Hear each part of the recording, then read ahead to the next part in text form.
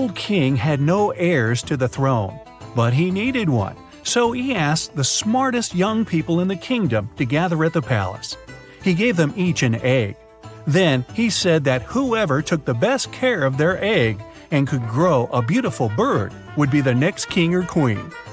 Half a year later, the young people came back with gorgeous birds of different kinds.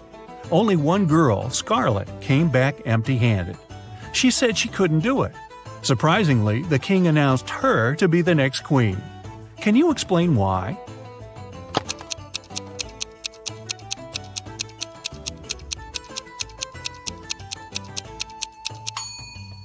The king gave everybody a simple rock instead of a real egg, which means that no one could possibly grow a bird. Everyone else cheated except for Scarlet, and the king realized she was the only one who would make a good and fair queen.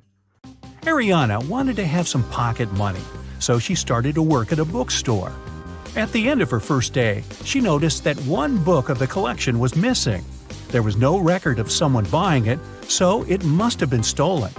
Ariana was an honest girl. She went to the manager and admitted she hadn't noticed the theft.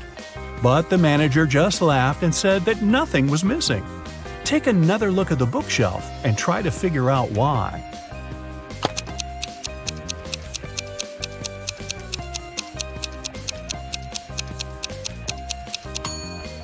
The collection only has 8 books.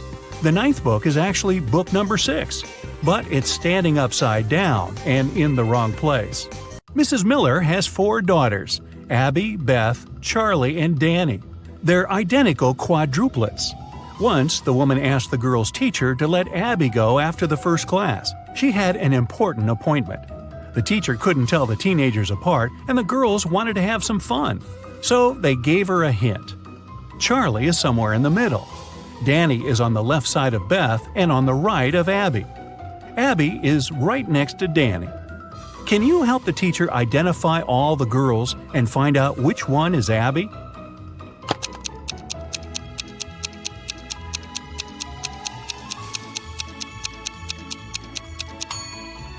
So we know Charlie is somewhere in the middle, and since Danny has someone on both sides, she's somewhere in the middle too.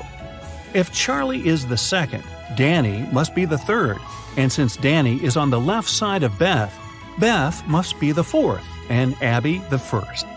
But it can't be true, because Abby and Danny are supposed to be next to each other. But if we switch Charlie and Danny, Danny will be right next to Abby, but still on the left side of Beth. It means that the right order is Abby, Danny, Charlie, and Beth. Abby is the first girl. Mrs. Jones' friend called her to say she had just seen one of her sons at a party, but she wasn't sure which one it was. Mrs. Jones never allowed her sons to go to parties. She asked them if any of them had been there, but the guys denied breaking the rules. Mark said he had been studying. John said he had been practicing for his piano class. And Ethan said he had been playing computer games. Can you figure out who's lying?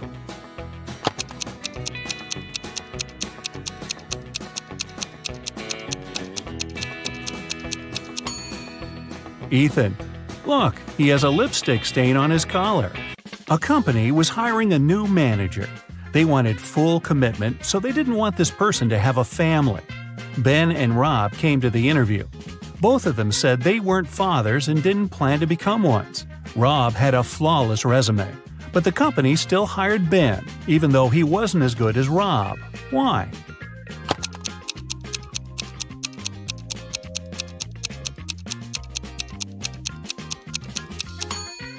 Before the interview, Ben had to take his teenage daughter to her ballet class. After that, he accidentally brought her pink ballet backpack with him. The HR specialist noticed it and realized Ben had a daughter. In June, all students had their final math exam. The professor looked at them and understood that one of them was going to cheat. Who was it, and how did the man figure it out?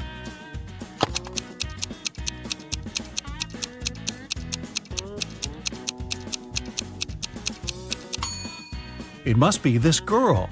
It's June, and everyone is wearing t-shirts and shorts. But she's put on a sweater and high boots. She must be hiding something. George and Carter are cooking dinner for tonight. Can you see who is doing something wrong?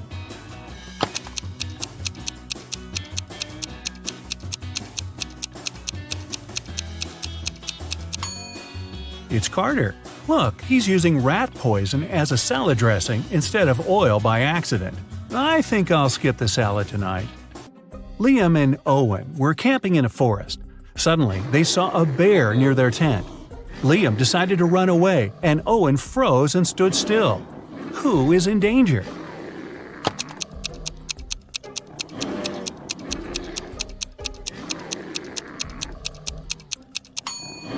Liam. The bear is likely to start chasing him, and the animal will definitely be faster.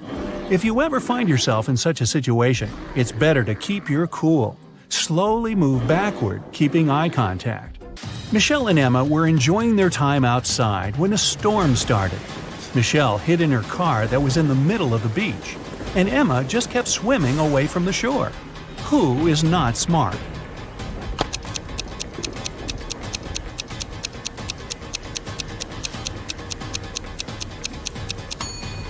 Emma. She should get out of the water immediately and join Michelle in the car. It's dangerous to touch water during a thunderstorm. Two friends, Tom and James, went swimming after school. They found a nice spot and decided to jump from a cliff. Can you tell who's in danger?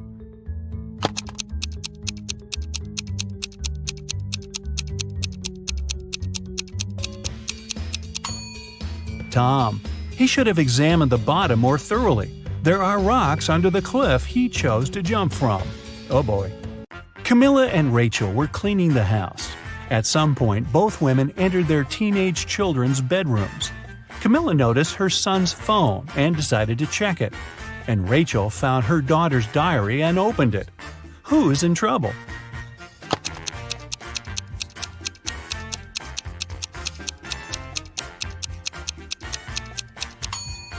Both mothers aren't doing that great, checking other people's personal things. But Camilla is about to get busted. Her son is about to walk into the room. Elizabeth and Mackenzie are both late for work. They're driving over the speed limit. Who isn't smart?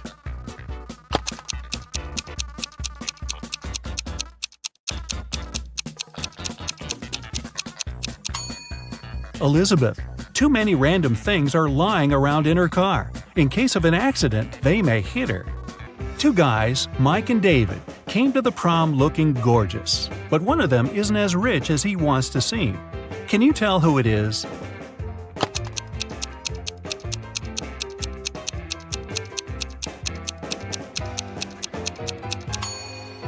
Look at Mike's shoes. They're all dirty.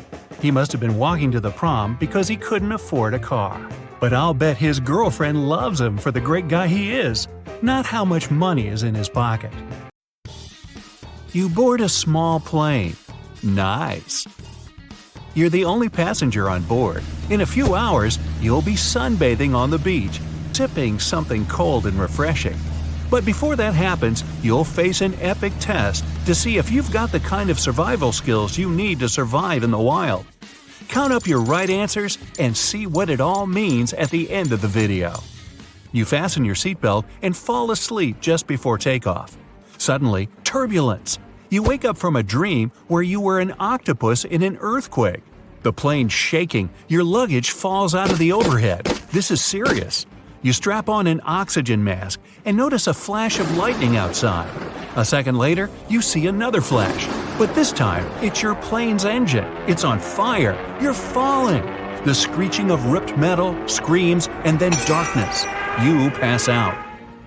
After a few seconds, you open your eyes and find yourself falling from the sky. Okay, get it together. You unfasten yourself from the chair to stop spinning. The first rays of sun appear over the horizon, and down below, you see a dense forest, a green field, and a small pond. By stretching out your body, you can change direction, you can steer. So, where are you going to land or crash? You have 3 seconds to decide. The best answer is the forest. A fall into water from that high up would hurt the same as falling flat on the ground. But tree branches can soften a fall. You plummet into the forest and lose consciousness. Day 1. Awake. Your whole body aches. Fortunately, you're not injured and you can even walk. Those branches saved your life. Yeah, this is a fairy tale. Now, where to? You don't have a map or a compass. Then suddenly, you hear the sound of a river. You need to choose a direction. Here are the options. Walk in a straight line. Find some moss on a tree and walk in the direction it's growing. Find the river and walk along it. You have 10 seconds to choose.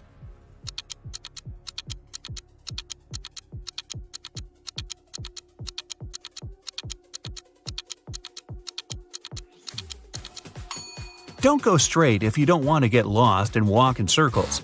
Navigating by moss? Yeah, I just made that up to mess with you. You should go along the river. It'll lead to a pond or a lake, and there might be people there, or a road, or some signs at least. Day 2. You make it to a lake, but there's no sign of civilization. Now what? Maybe head back up the river? Along the way, you pass out again. You wake up and it's cold, so you drink some river water and try to make a fire. You collect dry twigs, brushwood, birch bark, and moss. Oh, sweet! A gas lighter and a piece of paper in your pocket. What's the best way to start a fire? Put the branches in a pile and pour gasoline on them? Put pieces of paper in the branches and fire them up. Make the branches into a triangle, place birch bark under, and light it. You have 7 seconds, and it's getting really cold.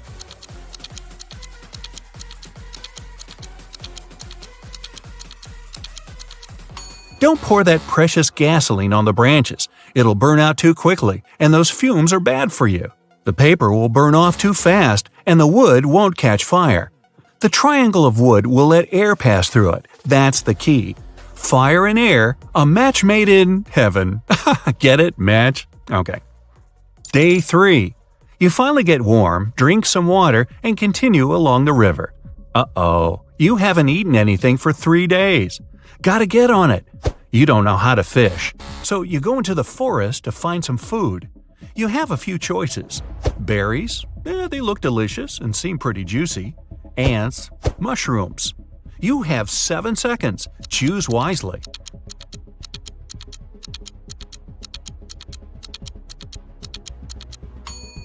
Ants are the most delicious and safe thing around. You just can't eat random berries or mushrooms. They can be poisonous. Now, how do you get those ants to march right into your mouth? Hey, I can't hand you all the answers. Day 4. A big bear's blocking your path. You shout to scare it away, but it just looks at you. It's not happy. And now it's coming your way. What should you do? Run as fast as possible, because bears are big and clumsy. Climb the nearest tree and sit up there till the bear goes away. Lie down in a fetal position and stay absolutely still. You have 5 seconds to make a choice, and it better be the right one.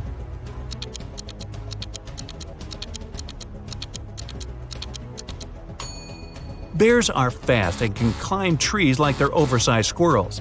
The right decision is to pretend to be asleep. The bear will see that you're not a threat and probably will pass you by. Day 5. Heavy rain starts to fall. You need to hide under a tree, build shelter, and make another fire. Which of these 3 trees should you hide under? You have 7 seconds before you're soaked to the bone.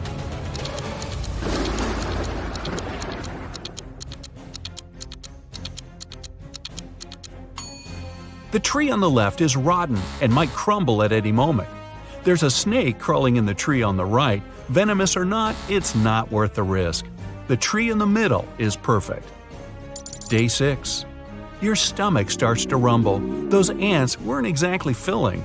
You decide to catch a fish at all costs. Aha!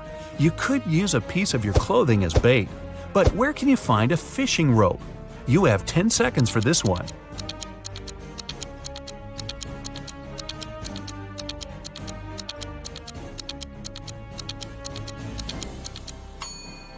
The answer is your shoelaces. They should be enough if you tie them together. After a long day of fishing, you finally catch one. Aha! Sushi! Day 7. Your journey along the river continues. Up ahead, you see that the river splits into 2 smaller streams. Decision time, left or right? This could mean life or not. You have 7 seconds to decide your fate.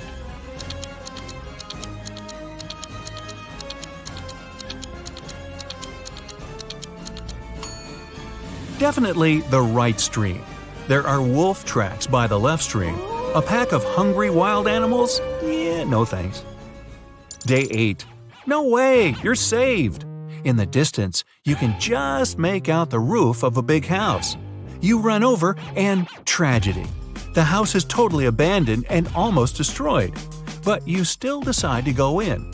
In the hallway, you see 3 doors. There's a sign with snakes and spiders on the first door. The second door also has a sign, a pit with spears at the bottom. The third door has a lightning bolt sign on it, probably some high voltage stuff going on in there. Which room should you choose? I'll give you 10 seconds for this one.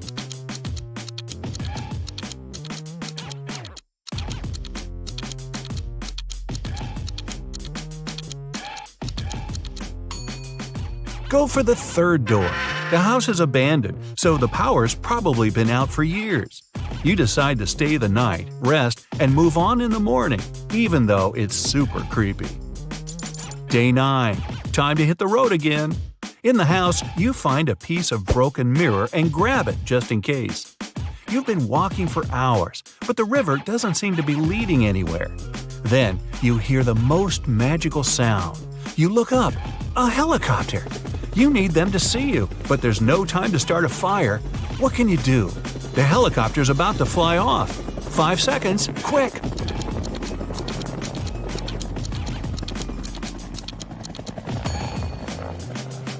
Grab that piece of mirror. You can reflect the sun off it and try and direct the light at the helicopter. Yeah, you've been spotted, but you can't be saved. No. Thunderclouds come out of nowhere and force the helicopter to fly away. Your best bet? Stay right where you are. That helicopter will come back for you tomorrow, hopefully. Day 10. You wake up in a good mood. The rescuers will be here soon. You take off your shoes to wash your feet in the river.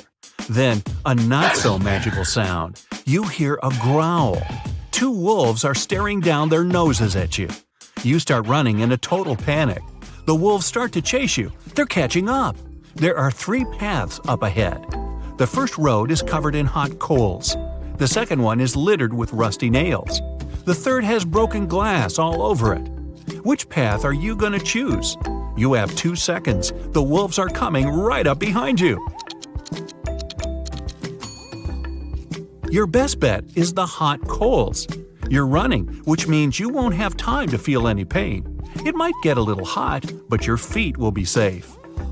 The wolves don't dare run through the coals, but they stay nearby. Great, now the rescuers won't know where to find you. Wait a minute, how did these 3 paths appear in the forest anyway? People made them. You're on the right path.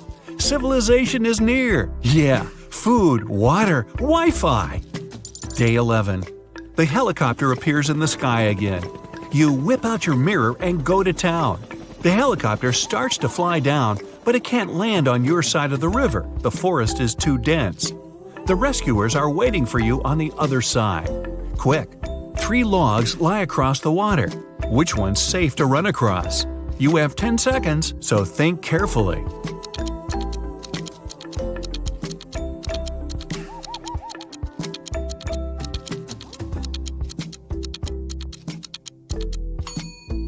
The first log looks old. The river might carry it away at any moment.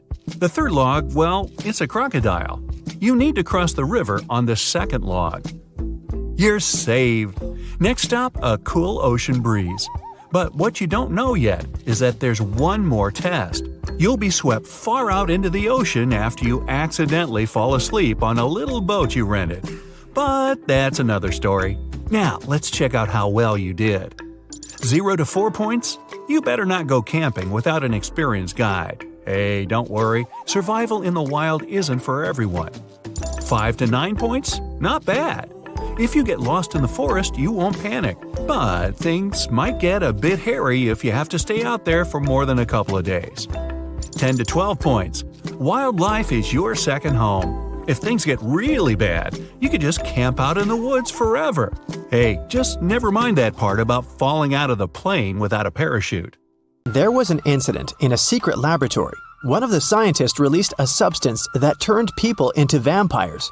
Detective Reed arrived at the scene to interview 3 witnesses. The first scientist, Michael, said, "I stopped by the lab this morning to pick up some notes. The machines were working just fine, and I didn't see anyone. I took the papers and left." The second scientist, Lindsay, said, "I closed the lab at night. One of the PCs was faulty, but I was very tired and decided to leave it till the morning. Unfortunately, I overslept." And the third scientist, Jennifer, said, "I got up early and went to the lab to check the devices. No one seems to have entered the room. I fixed one of the computers and left." Which one of them was lying?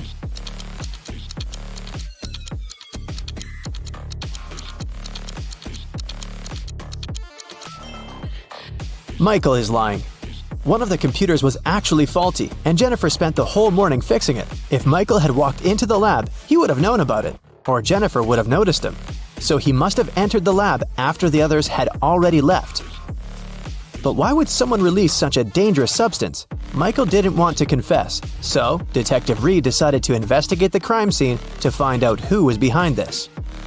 Take a look at this picture. Is there anything suspicious?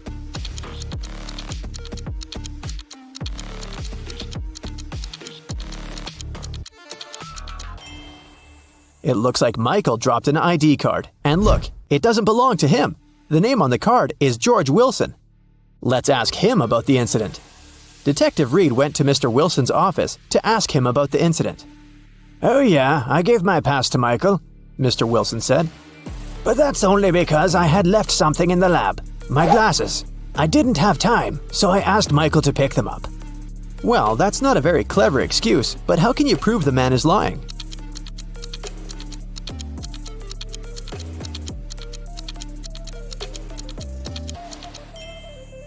There's an open glasses case on the table, and the glasses are inside. But Mr. Wilson, didn't you say that you left them in the lab? "Oh, did I say my glasses? Sorry, I meant my papers. I made this mistake because I asked my secretary Shirley to look for my glasses yesterday." Find something to prove Mr. Wilson is lying.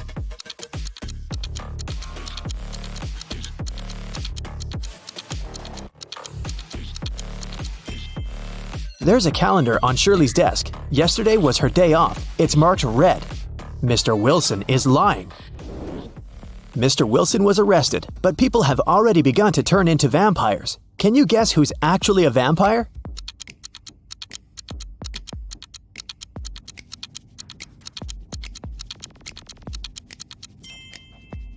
The woman on the right. She's putting on her makeup, but do you see? She isn't reflected in the mirror.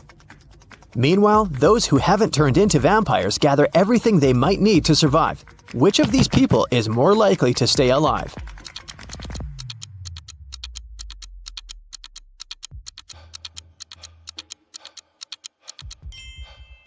All these supplies won't protect the guy on the right from vampires. As for the girl on the left, she's stocked up on what she can to defeat the vampires. She has a higher chance of survival. Let's check out the subway. There are 2 women here. Which of them is not pregnant?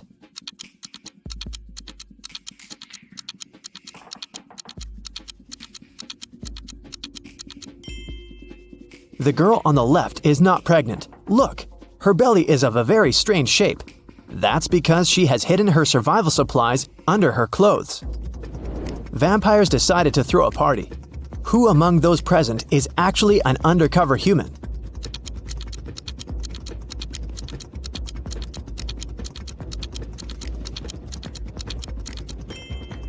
The guy on the left is a human. He's wearing makeup and false teeth. Nikki is also trying to survive. She packed her things and decided to move to a neighboring town. But suddenly, a vampire charged at her car. He damages the vehicle and takes away some supplies. Fortunately, he doesn't manage to bite Nikki. She escapes. Nikki has to stay home. The next day, a young man knocks on her door and asks for help. Is it okay to let him in?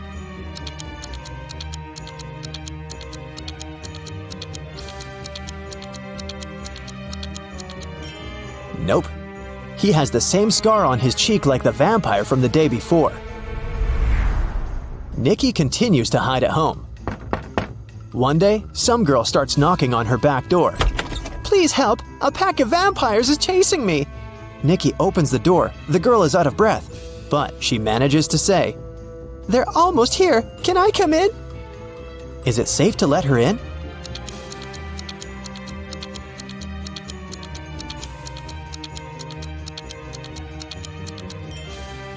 No! This girl is a vampire. Anyone in this situation would immediately run inside the house, but vampires can't come in without an invitation. Nikki was checking her house and suddenly noticed that there was someone in the attic. She approached the shadows. It was a father and daughter. "Please don't kick us out." "Sorry, we snuck in without permission. We've been trying to hide from the vampires," the father said. "Is it safe to let them stay?"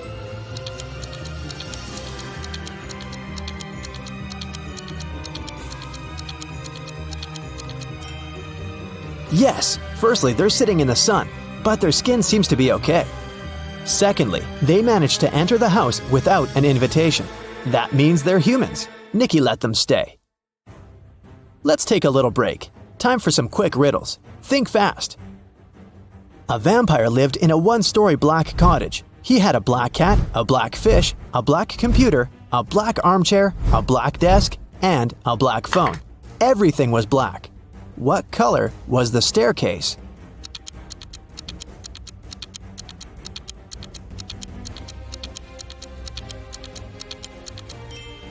There was no staircase in that house because it was a one-story cottage. 3 vampires are walking fast. The first vampire says, "2 other vampires are walking behind me." The second one says, "One vampire is walking behind me, and one is walking in front of me." And the third one says, "2 vampires are walking in front of me, and 2 are walking behind me." How is that possible?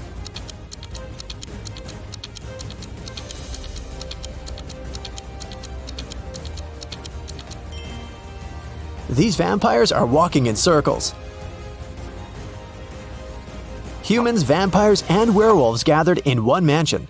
There are as many werewolves as there are vampires. There are as many vampires as there are humans. How many creatures are there if 3 of them are werewolves?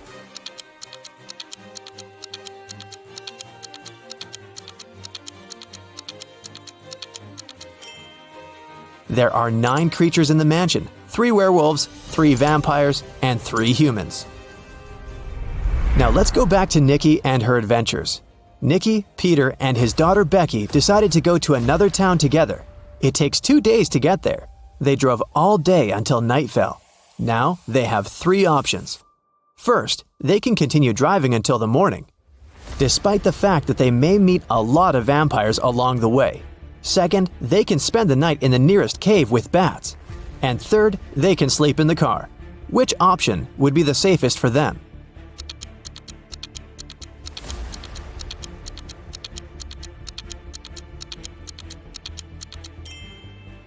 Sleeping in the car is a bad idea. Vampires can sneak up on them in the middle of the night. A night in a cave is also a bad option. Vampires can hide among these bats. The safest option is to keep driving. Although they'll probably meet vampires, they have a chance to survive if they drive faster. They drove really fast and managed to reach the city by the morning. But when they got out of the car, they discovered they were surrounded by vampires. To escape, they need to choose one of 3 roads. On the first road, there's a pack of vampires. They're coming straight at the guys. There are wild hogs on the second road. The third road leads through a dark alley with hundreds of bats. Which of these 3 ways is the safest?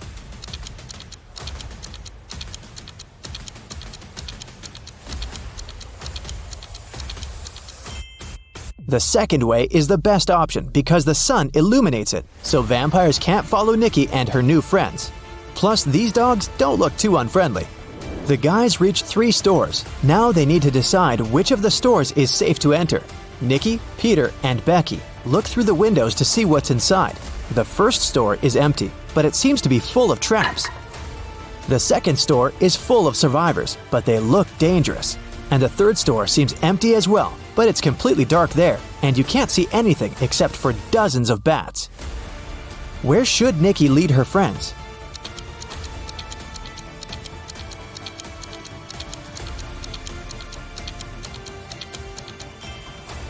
The first store is the safest. If Nikki, Peter, and Becky notice these traps, then the chances are high they'll be able to avoid them. It's worth a try. There's a man in the city who's trying to survive by hiding among vampires. Nikki spent a week photographing vampires to figure out who he was. Will you be able to see who is actually human in these photos?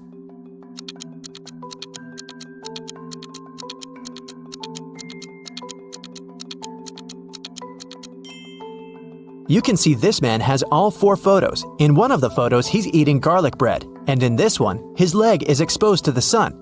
He's only pretending to be a vampire. Nikki and the others decided to invite this man to join their group. The man was delighted and said that his name was Douglas. He was a journalist looking for safe places for people. He suggested creating a password that only humans could figure out. They came up with this one: HAWUH. Can you guess why?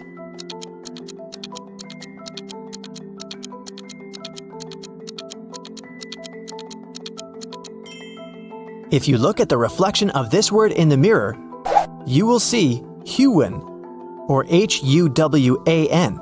Flip the letter W and you get the word human. But only those who get reflected in the mirror will be able to solve this puzzle. Nikki and her friends settle down in this town. Can you guess which of these houses belongs to Nikki, in which Peter and Becky live, and in which Douglas has chosen?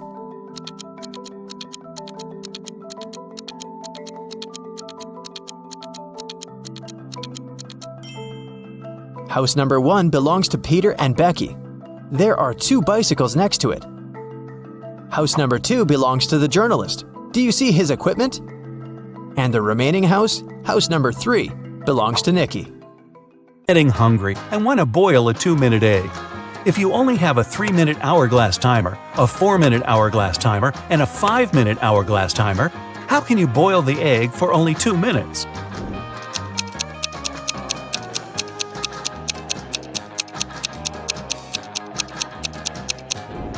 When you see the water boiling, turn the 3-minute timer and 5-minute timer over. When the 3-minute timer runs out, you need to put the egg in the boiling water. You'll have 2 minutes on the 5-minute hourglass timer, and when it finishes, take the egg out of the water and enjoy your meal. Mr. Wright had a small store in Chicago called 5 Flags, but there were 6 flags hanging outside. He could easily correct that mistake, but he didn't. Can you figure out the reason?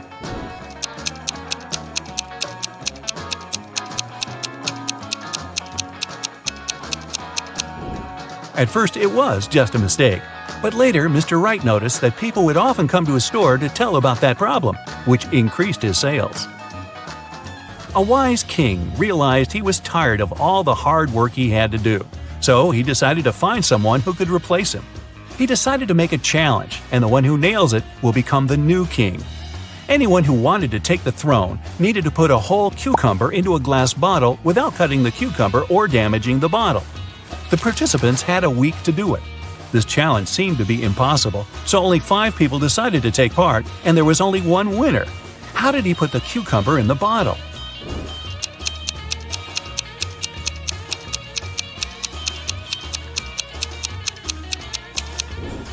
He placed a baby cucumber still on its stem into the bottle. Cucumbers grow rather fast, so he had enough time to win that competition. If it's raining at midnight, can you expect that in 72 hours it'll be sunny?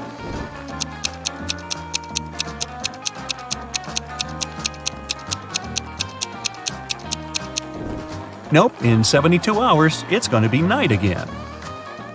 You see a bathtub filled with water. You have a spoon, a cup, and a bucket.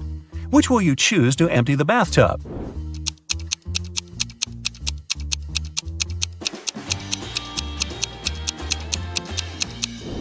Obviously, choose to pull out the plug.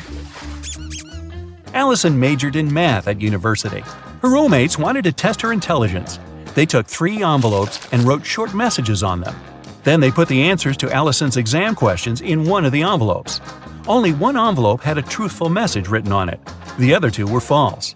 Allison wasn't allowed to open the envelopes and could only pick one.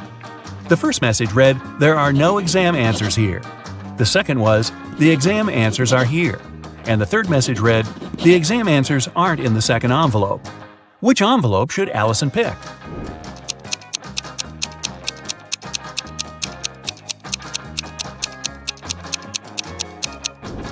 The third one. It tells the truth, which means the exam answers are in the first envelope. Joanna and Josh were on their honeymoon in France. On the first day, they went on a city tour around Paris and left all their stuff in the hotel room. When they came back, someone was standing outside their door trying to get in. The couple called the receptionist right away, but the man claimed Joanna and Josh owed him some money for the tours they had taken in the past 4 days. The receptionist knew the man was lying right away. How did he figure it out?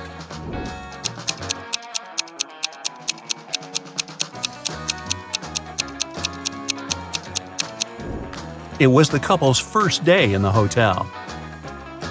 Russell and Anna were on vacation. One day, Anna told Russell she couldn't go to the beach with him because she was feeling unwell. When Russell came back to the room to grab his phone, Anna was gone. He found her by the pool and asked, "Are you here alone?"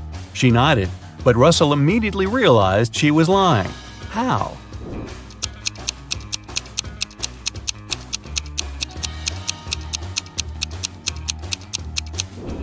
There were 2 soda pops on her table and 2 fruit platters. Apparently, this was also going to be Russell and Anna's last vacation together. Gregory was on a mission to take some nature photos for his blog. As he was walking through the forest, he fell into a deep pit. He tried to climb out of it, but in vain. When he held onto one rock, it gave away, and water started to pour inside. The pit was filling fast. Gregory saw a deflated ball, an empty barrel, and a piece of wooden board. What should he use to get out of the pit?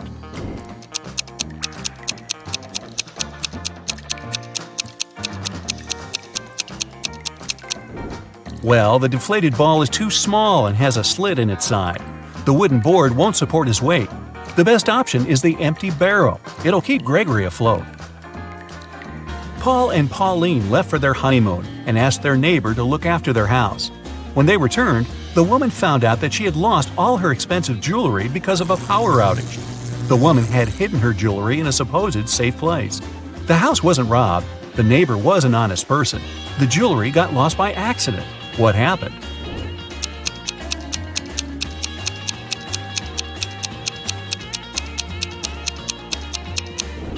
The wife had hid her jewelry in the freezer in a bag with frozen food. After the power failure, all the food spoiled. The kind-hearted neighbor decided to help and threw away all the bad food, together with the jewelry. The helicopter has dropped you in the middle of a tropical jungle. You're to prove you can survive in the wild. The jungle is filled with all kinds of beasts. As you go, write down your answers. At the end, they'll help you find out if you have what it takes to survive for real. You're in a small glade before a dense jungle. You need to go through it to reach the first checkpoint. You only have a bottle of water, a box of matches, and a phone in a waterproof case. As soon as you take a step, a loud growl from behind makes you freeze. You see a big lion, and it's not happy to meet you. There's no point in running away. The lion is faster and also excellent at climbing trees. It's getting closer. What are you going to do? Raise your hands, scream, and throw a bottle of water at the lion to scare it. Open the bottle and pour water over the lion. Turn your back to it and not move. You've got 7 seconds.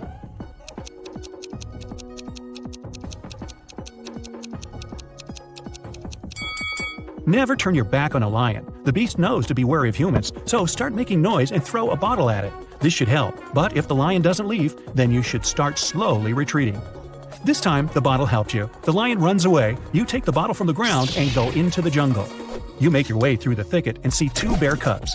They growl so sweetly and seem to want to play with you. You think they're thirsty, so you open the bottle. What will you do next? Give them some water to drink. Take a photo with the cubs because they're so cute. Quickly escape from this place as fast as possible.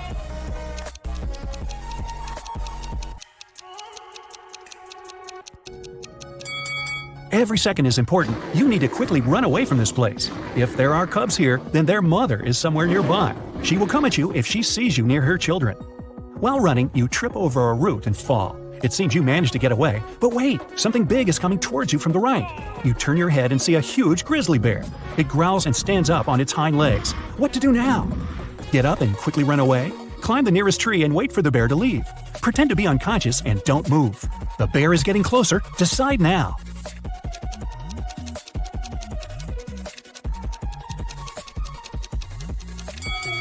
The bee seems clumsy but runs very fast and is excellent at climbing trees. In case of the grizzly, you need to lie down and freeze, proving that you don't mean any harm.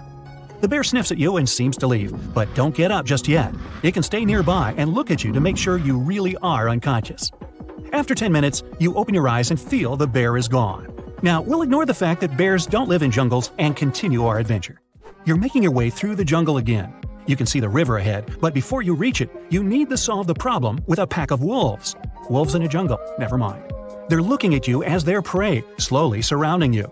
Your choice of actions? Don't let them surround you. Press your back against a tree, then quickly climb it. Use matches to set fire to the grass. The fire will scare away the wolves. Scream and splash water in different directions.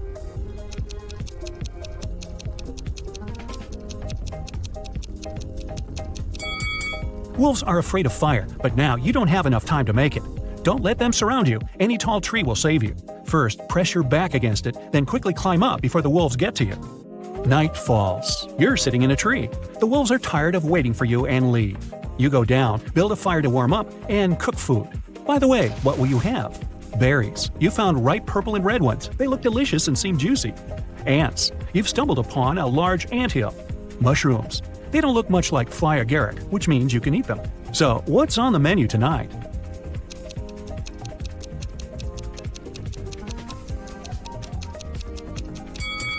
Surprisingly, ants are now the most edible thing for you.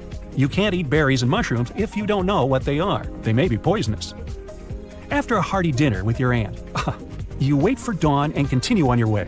The jungle ends and you come out on a wide green clearing with a large lake nearby. You carefully tread through the open area and suddenly hear a rapid rumbling in the distance. You look around and see a wild boar. It's rushing right at you, snorting and roaring. What will you do? Run towards the boar shouting. It will confuse the animal. Lie down on the ground and pretend to be unconscious. Run back to the forest and climb a tree. Hurry up, you don't have much time.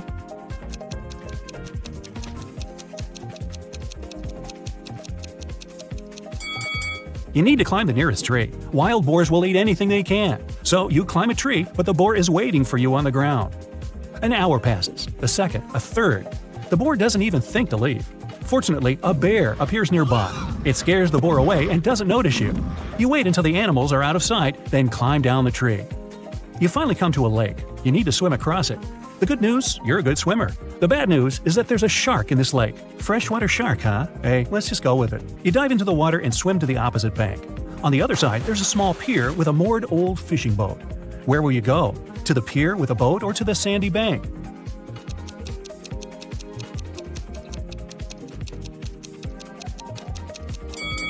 Don't get closer to the fishing boat. It gives off the smell of fish that attracts the shark. Most likely, it lurks near the pier. You swim to the bank and see a fin next to the boat. It turns and starts quickly toward you. The shark has spotted you. What will you do? Try to swim to the shore as quickly as possible. Don't swim away. Turn to the shark and move very slowly. Dive underwater and start waving your arms to scare the shark.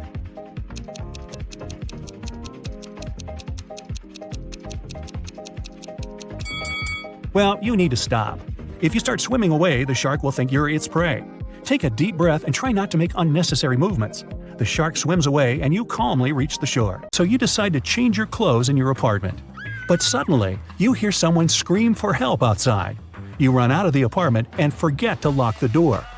A woman is crying in the street. She's standing near the road. In the distance, you can see a car leaving at high speed. The woman says her new car has just been stolen. You get into your vehicle and start chasing the criminal.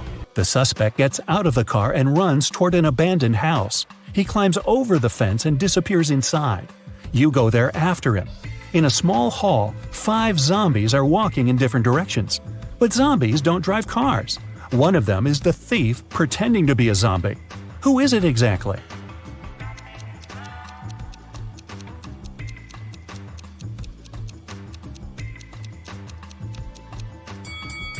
Zombies don't sweat, but one of the creatures you see is covered with sweat.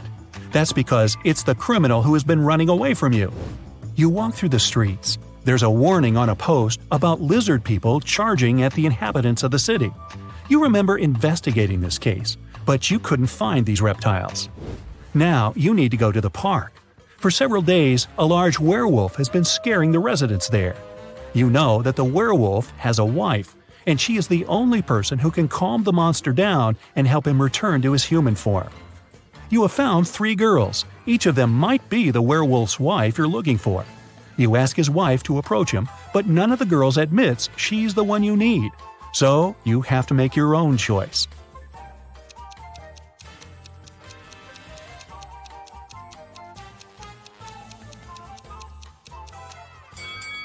Do you see some wool on this girl's clothes? It's the wolf's fur, which means she's the wife.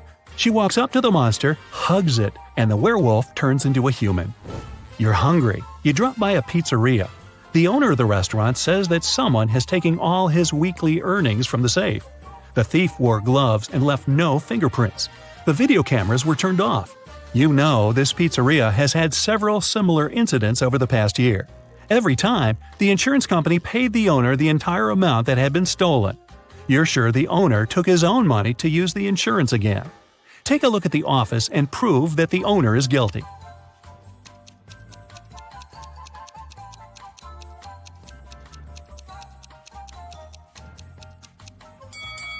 Look at the air vent. Behind the grated hatch, you can see the bundles of the stolen money you've been looking for. There's a long night ahead, and you're feeling sleepy.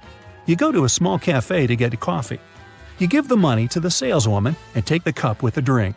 You take a sip and realize the woman is in danger right now. How do you know that?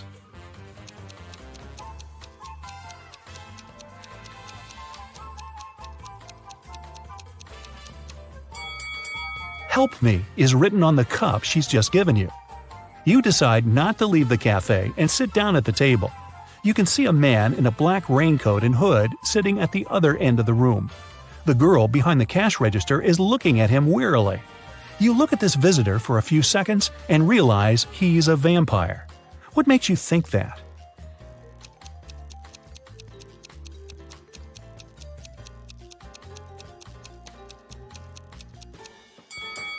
It's night outside. You can see your reflection in the window. The hooded man is sitting by the window too, but isn't reflected in it. He's a vampire. The coffee has cheered you up a little. You're walking along the street, lost in thought. That's why you don't notice an open maintenance hole in front of you. You fall and find yourself in a dark sewer. Phew! Fortunately, you're not hurt. Shh! You can hear some noise at a distance. You turn on your flashlight and slowly walk forward. Soon, you come across a cage with several people inside. They say a mad scientist caught them and put them in this cage to conduct experiments. You need to free the prisoners. But where can you find the key? Carefully inspect the laboratory.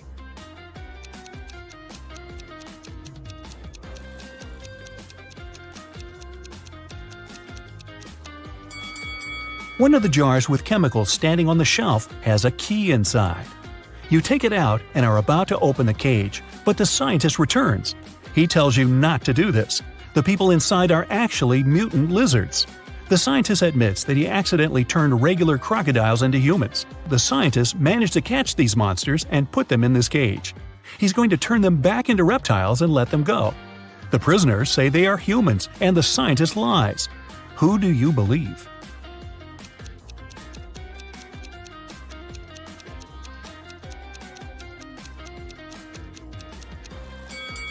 You decide not to open the cage. Inside, next to the people, you can see pieces of faded skin and scales. Snakes and other reptiles shed during molting. You believe the scientist, and he promises that he will soon fix everything. You're back in the street. It's as dirty and uncomfortable here as in the sewer. Nearby, a bolt of lightning strikes something. You hear someone screaming and run there. A multi-story building is on fire. An old lady is crying. She's left her cat in the apartment. Firefighters may not be able to save it, so you decide to do it yourself. You go up to the top floor using an old fire escape. It collapses behind you. Fortunately, you manage to jump into the window. You're in the old lady's apartment. Several floors lead to different rooms. You don't have time to check each of them. The fire is getting closer. Where is the cat?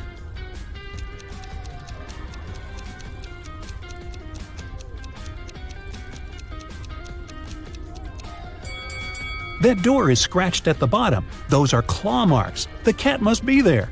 You open the door and see a big black cougar. The fire is everywhere, and you can't go out through the main entrance. There is a window leading to the backyard and a fire escape. Where will you go?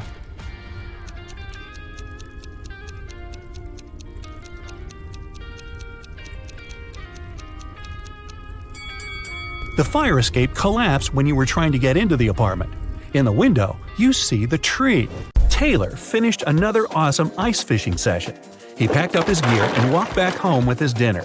Halfway back to the car, he realized he was being followed by a hungry cougar. It started chasing him.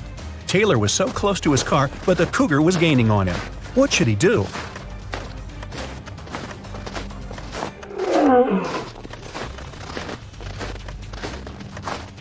He should fling the fish to the side to distract the cougar. Then he should ditch all his gear. It's just slowing him down.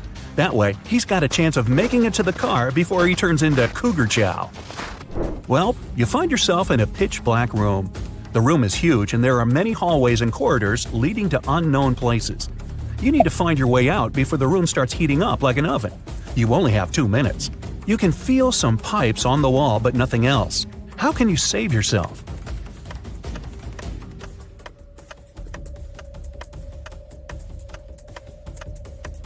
When the pipes start heating up, they'll probably turn red. It'll already be super hot by then, but you'll have just enough time to figure out the layout of the room and find a way to escape. Angela decided to go for a nice walk in the forest. About an hour in, she tripped and spilled all her water. No problem. Right in front of her was a tiny lake, and close by a small stream and a cactus. Which one should you use to get herself a refreshing drink of water?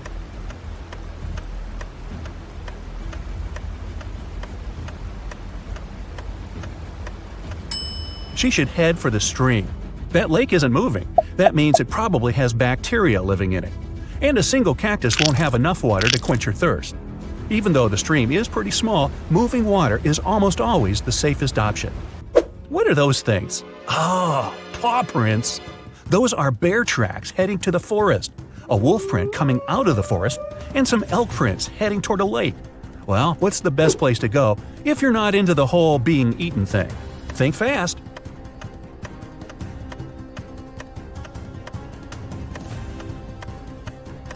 The bear going into the forest probably scared that large dog off.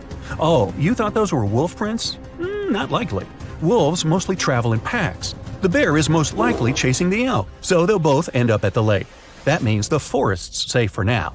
You're stuck in a well in a small village, and the water's already up to your knees. There's a rope leading to the mouth of the well, but it's definitely not strong enough to hold you. You look around and find a bucket, some clothing, and a lighter. How do you escape?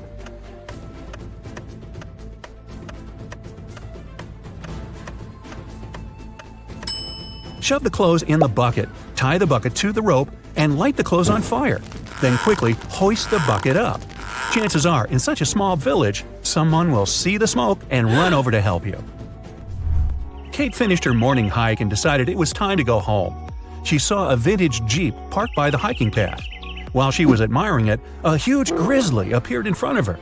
The bear didn't seem that interested in her, for now, but that could change any second. There was a large screwdriver on the floor by the Jeep. What can she do to make sure the bear won't be interested in her?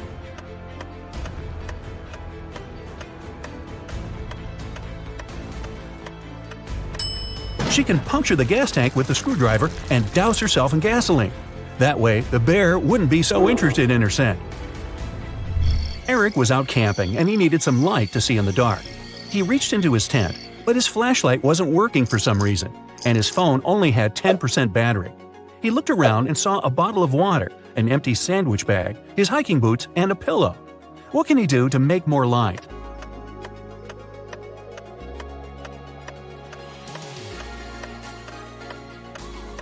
He can take his phone and put it right next to the water bottle. The water inside the bottle will diffuse the light, making it much brighter. Adrian and Jack went rock climbing all day. then realized it was time to head home. After a long walk through the woods trying to get to their car, they realized they were totally lost. They'd never been in these woods before. They didn't have a clue what to do. What's worse, Jack collapsed from exhaustion and couldn't take another step.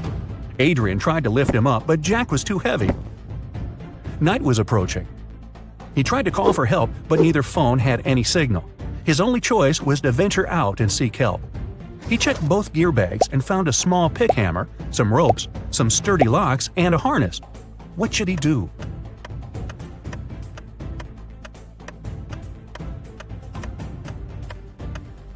Adrian should put on the harness and tie all the ropes together to make one huge long one. Then he should tie one end to Jack and one end to his harness. That way, if he got lost in the woods, he'd be able to find his way back to Jack. That's one long rope. Nora's family was out for the day, and she was going to surprise them all with a triple chocolate raspberry cake. Right after plugging in her mixer, she heard a small pop, a fizz, then the electricity shorted out, and her precious mixer broke out in flames. Her phone was in the other room. Quick, help her. She's got to stop the flames from getting worse while she sprints over to get her phone and call for help. What should she do?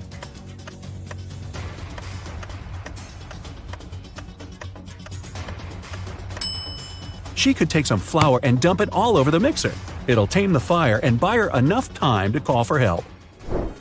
Roy went out for a small walk in the forest right behind his house. He was having a great time, chucking stones at trees and thump. He launched the stone right into a beehive. A swarm of bees flew out and started chasing him. His house was pretty far away by this point, and there were tons of bushes and shrubs in his way. There was a huge open field in front of him with a deep lake in the middle. Where should he go to escape the angry bees?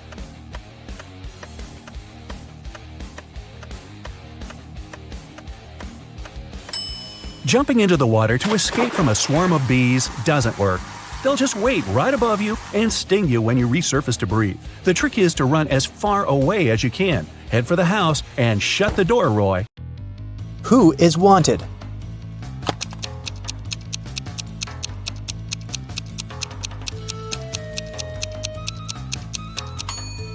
The girl on the right. She has the same mole as the girl on the poster. Who is an identity thief?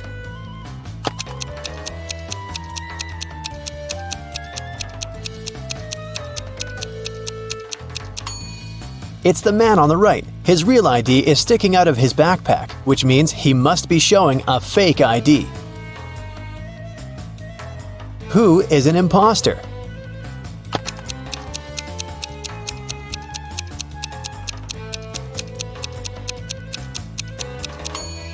The girl on the left. The script she's reading is turned upside down. It means she only pretends to be an actress. Who is the real thief?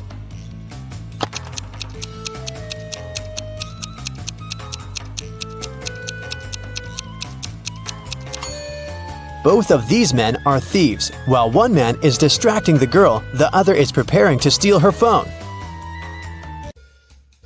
The last will of Mr. Wilson, a rich businessman, got stolen. There were 5 people in the house at that moment: Mr. Wilson's wife, their cook, butler, maid, and gardener. They all told the detective what they'd been doing that evening. Mrs. Wilson was sitting by the fireplace embroidering. The cook was making breakfast. The butler was supervising several workers in the living room. The maid was sweeping the floors in the hallway. The gardener was watering the plants in the greenhouse. Right after this conversation, the detective arrested the thief. Who is the culprit? And how'd the detective figure it out?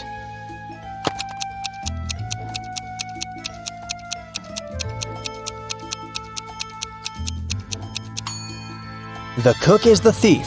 He said he'd been preparing breakfast, but the crime happened in the evening. Lily owned a flower store. One day, she got a call from the police. They told her that her shop had been robbed. When she arrived, shards of glass were on the ground near the store, and the pots and plants inside were broken. The police questioned 3 suspects. Jacob, Lily's ex, said, "I was in a hurry and didn't notice that the windows were broken when I was passing by the store. I only realized what had happened when the police called me." Camille, Lily's friend, said, "Lily asked me to help her with something in the store. When I arrived, everything had already been broken. I called the police immediately. Matt, Lily's ex-coworker, said, I was walking nearby and I saw someone breaking a window and sneaking into the shop. I left my phone at home, so I ran to the police station. Can you guess who's lying?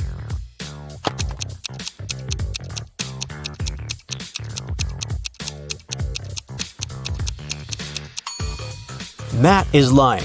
Shards of glass were laying on the ground, which meant that the criminal had to break the window from the inside. Let's take a little break. Now, you need to think fast. Mary's mom has 4 daughters. One daughter is called April, the second is named May, and the third daughter is June. What's the fourth daughter's name?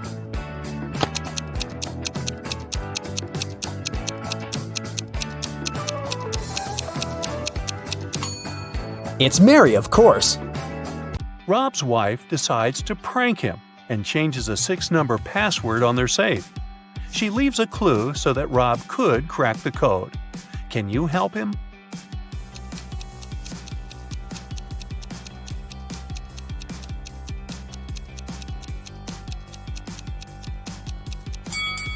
Take a closer look at the hint.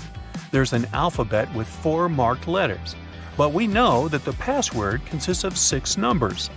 To crack the code, we need to count each letter's position in the alphabet. A implies 1, E 5, J 10, and M 13. So the final code is 151013. Tilda is cooking a love potion. She found a recipe in an old spell book, but unfortunately, the last 3 ingredients are encoded. Here's a hint to crack the first one. I can sometimes be a stick, but I don't come from a tree. I can be spread on your toast. I'm a product that's dairy. Any idea what it could be?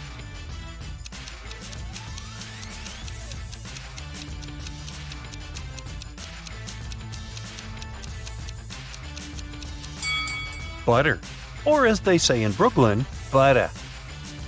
Here's a hint for a second ingredient. I can be small, I can be huge, and very hard to snatch. Carve me out, put in a candle, and light it with a match. What is it?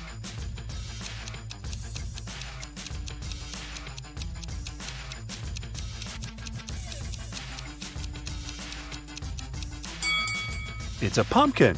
Hey, even I got that one. And now let's try to decode the last ingredient. This thing comes as a small grain, but it's neither rice nor sand. It's often used when cooking, so that food doesn't taste bland. What might it be?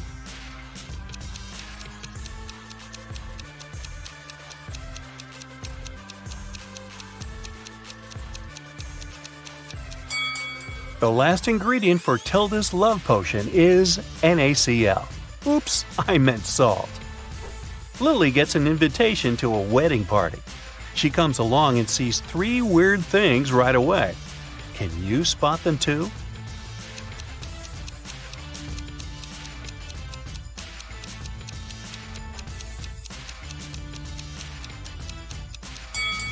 Take a closer look at the bride. There's a zombie hiding under her skirt. Also, there's planet Earth in the sky instead of the moon. And the clock is going counterclockwise. Well, that's all goofed up. Molly is chilling in her bathroom after a long working day. But can you see anything odd here?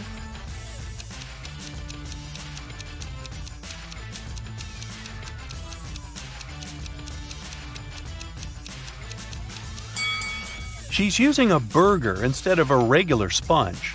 You want fries with that? A dog show competition is taking place in the town. A golden retriever named Toby wins gold. But after the contest, a janitor finds Toby lying unconscious backstage. Detective Tina arrives at the crime scene in 15 minutes. She asks the suspects just one question. What were you doing within the last 15 minutes? Harry, the owner of the rival golden retriever, says, I was brushing my dog. I wanted him to shine like a diamond at the contest. Sandra, the local photographer, says, I was taking pictures of the dogs and their owners. Mr. Frank, the judge, says, I was talking to the reporters.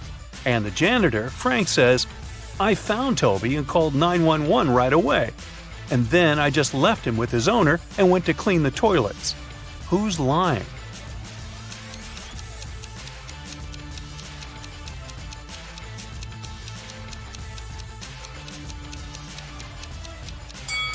Harry. Why would he need to prepare his dog's hair? The contest is over. Lisa breaks her nail and goes to a beauty salon to fix it.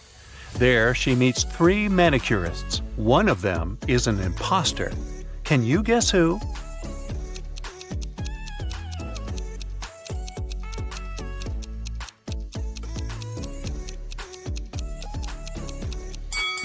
It's the third lady. She's using a teaspoon instead of the regular manicure tools. Just another ordinary day in the office. But wait a minute. Can you see anything odd?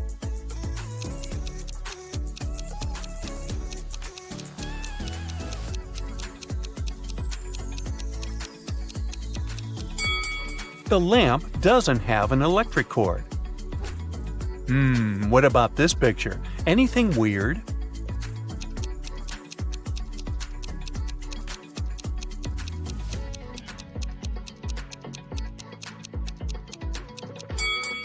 This businessman is holding an artist's brush. Kyle is a policeman. He enters the local public laundromat after work. There, he sees a crying woman. She yells, "Officer, please help me. Someone stole my clothes. It was my favorite suit." Kyle interrogates 3 suspects among the clients.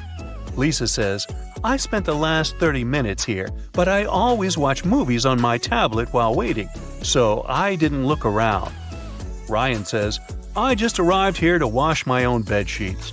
You can check my bags if you don't believe me." And finally, Nina says, "I had a video call with my boyfriend while I was waiting for my laundry to dry. I didn't have the chance to look around." Who's lying?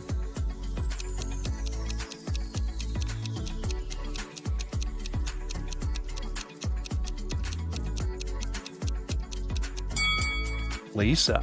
Take a closer look. Her tablet is broken and shut down, so she couldn't have been watching a movie.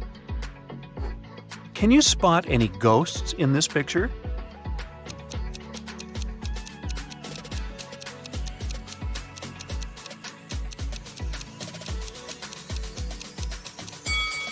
How about over here?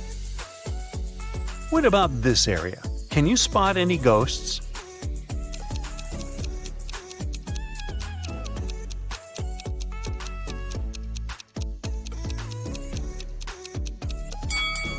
Hello?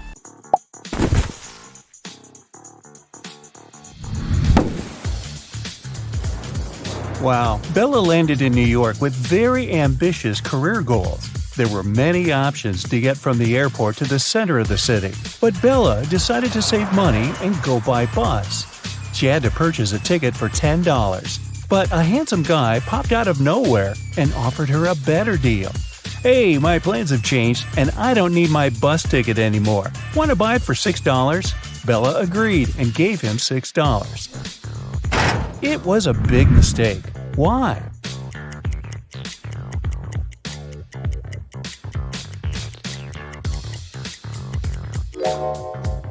Take a look at the current date on the screen of the vending machine.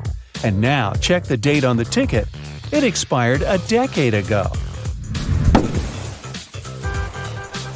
Finally, Bella arrived in Manhattan and found her hostel. She had booked a bed in a dormitory room. Bella had to share it with 3 other women. She left her backpack on her bed and went to take a shower. When Bella returned, she found out that someone had stolen her laptop. She questioned her roommates. Sarah said, "I was drinking some coffee in the lobby. Ask the manager." Kelly said, "I was sleeping with my earplugs in and my sleep mask on, so I didn't see or hear anything." And Chelsea said that she had been taking pictures on the roof of the hostel. Who's lying?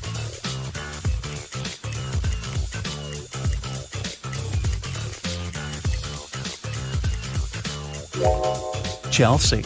Do you see the sign? The hostel rules strictly prohibit guests from going up to the roof. In the evening, at around 8 p.m., Bella got very hungry. She went out to get some food. She found a cozy restaurant. As soon as Bella entered, she witnessed a heated argument between a waiter and a customer. The customer claimed to have ordered tomato soup, and the waiter claimed that he'd only ordered hot chocolate. Bella realized which of them was lying right away. What about you?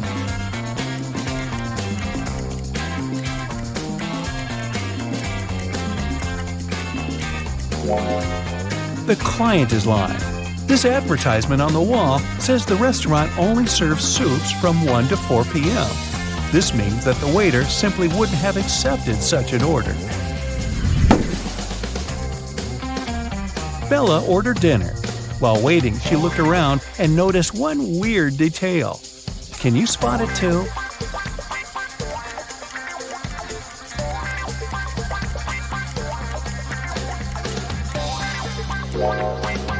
This guy is using tree leaves instead of money to pay for his meal. The waiter served Bella her meal. She was about to start eating when two ladies began arguing about their VIP reservation. Julia claimed that she had reserved the VIP room in advance to celebrate her wedding anniversary. And Letitia said, "No way! It's my birthday party tonight. I called the manager yesterday and he promised me the VIP room." The manager said, "Ladies, I'm so sorry, but the booking system crashed and deleted both of your reservations. The VIP room is unavailable today. Can I do anything else for you?" Who's lying here?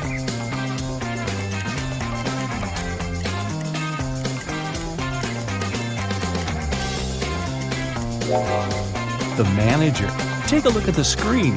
Julia's reservation is still there. He lied because Letitia had given him huge tips to get the VIP room without any reservation. See? Boy, this is a crazy restaurant. The food better be worth it. After dinner, Bella saw Letitia in the ladies' room. She was crying. Bella asked her, "What happened?" Letitia didn't say anything. She just gave Bella her phone and showed this chat with her boyfriend. Can you tell what made Letitia so upset?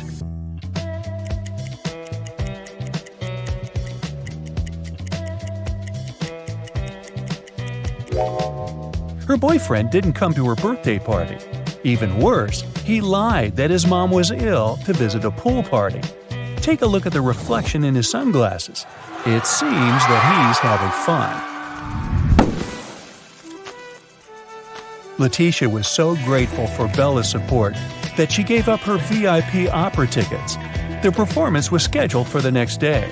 Now, Bella needed to find an evening dress. She headed to a shopping mall with Kelly and Sarah, but as soon as they arrived, they noticed something very weird. Can you see it too?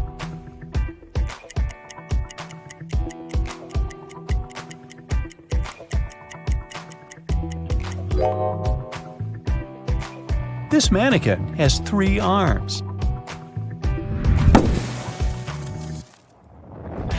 Can you spot what's wrong here?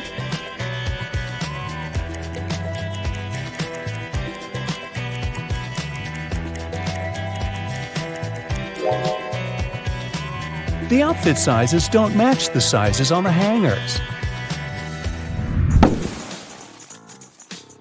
What about the dressing room? Any odd details?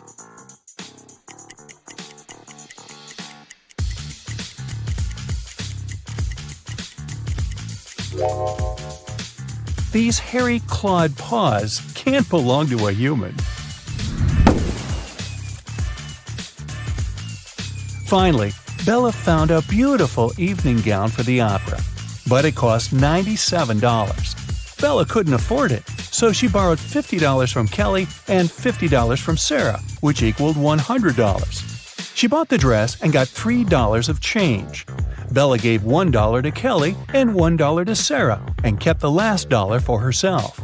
So now, Bella owes $49 to Kelly and $49 to Sarah, which equals $98.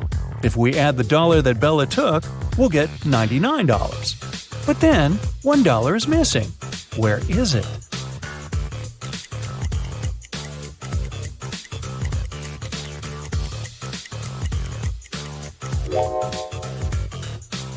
First of all, we're led to believe that $1 is missing. According to the conditions of the riddle, Bella took $50 from Kelly and $50 from Sarah, so the sum of her debt was $100. After that, she bought a dress for $97 and got $3 of change. The total indeed equals $100.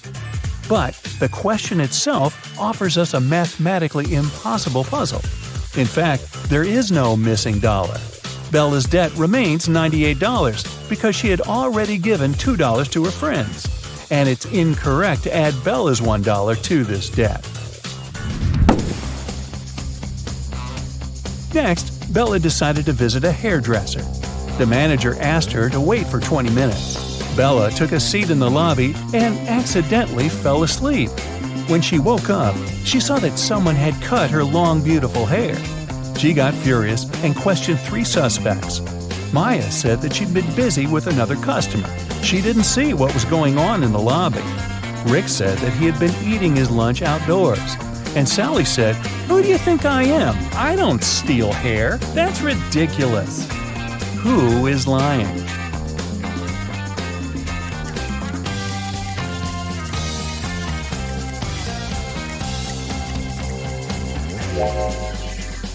Both Maya and Sally have some cut hair on their clothes, but that doesn't prove their guilt.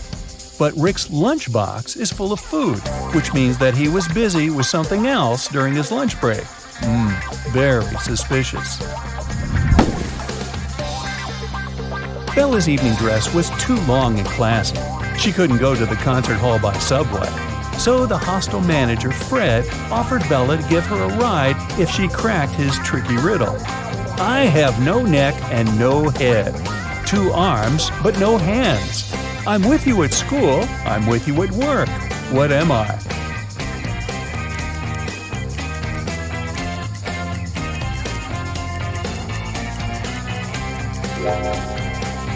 The correct answer is a shirt.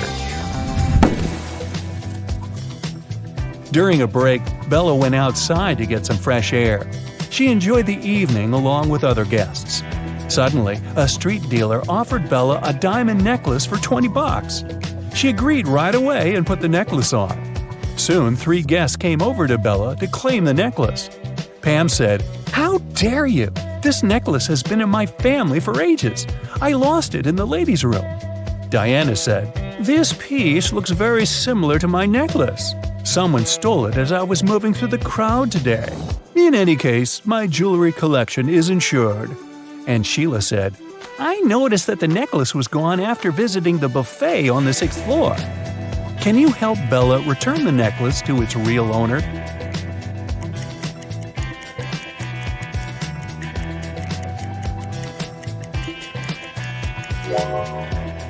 The necklace belongs to Diana. The concert hall doesn't have 6 floors. Pam and the street dealer have similar tattoos on their arms, so they must be scammers working together. After the performance, Letitia invited Bella to the after party, where Bella met Tyler. He claimed he was a famous violinist and showed Bella some pictures proving his luxurious lifestyle. But Bella realized that he was just a wannabe very soon. How did she understand it?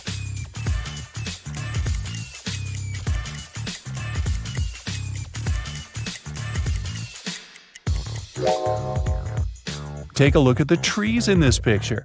It's obvious that the wind is blowing to the right. Meanwhile, Tyler's hair seems to be swept to the left.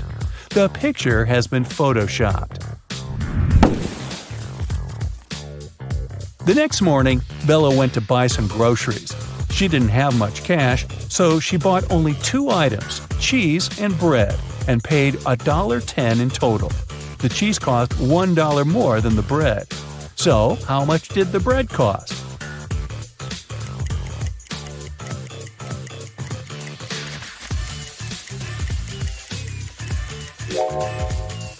The most obvious answer would be that the bread cost 10 cents.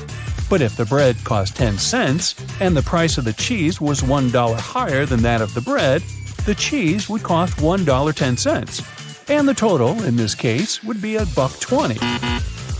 The correct answer is that the bread costs 5 cents and the cheese costs $1.05. This indeed makes a total of $1.10. Does that make sense? Sense? After breakfast, Bella went to a job interview. The HR manager asked her to solve this riddle. She wanted to see how quick-witted Bella was. I am the only place in the world where today comes before yesterday. What am I? Bella cracked this riddle easily. What about you?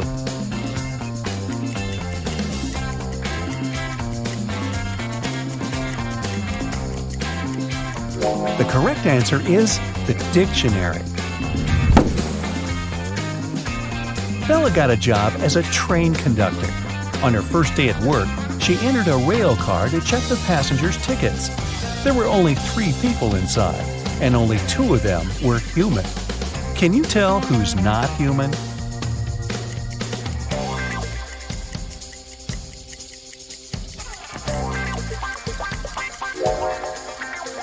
The first guy is dressed up too warmly for the summer, but he could be going to a place where it's very cold.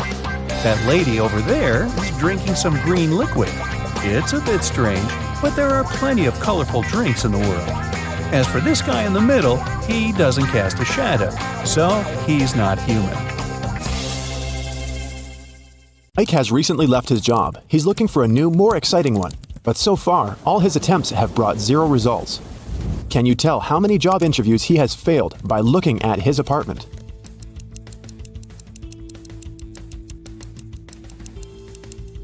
Take a look at this schedule on the wall. In the previous month, Mike marked all working days with green color, and the weekends were red. At that time, he most likely still had his job. And the current month has 6 stickers with the letter I. Mike has most likely attended 6 interviews. Mike was losing hope when he found a weird letter in his mailbox. An elegant little note said, "If you manage to figure out our phone number, call us. We'll offer you a dream job." Can you help Mike see the number?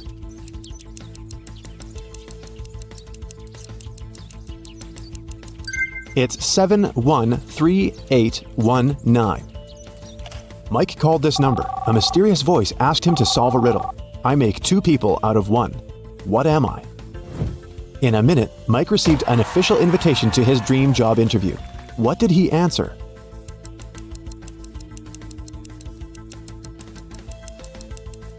A mirror. When Mike arrived at the meeting location, he found a large, gloomy building in the middle of nowhere. The door slammed shut behind the guy's back as soon as he got inside. Mike found himself in a hallway with 3 doors. He noticed a boat, an insect spray, and an astronaut suit on the floor. The same mysterious voice said, "You can choose only 1 tool and 1 door. Good luck." There are venomous spiders behind the first door. A hungry lion is waiting behind the second door. And finally, there's a swamp emitting toxic fumes behind the third door. What should Mike choose to pass this test and stay alive?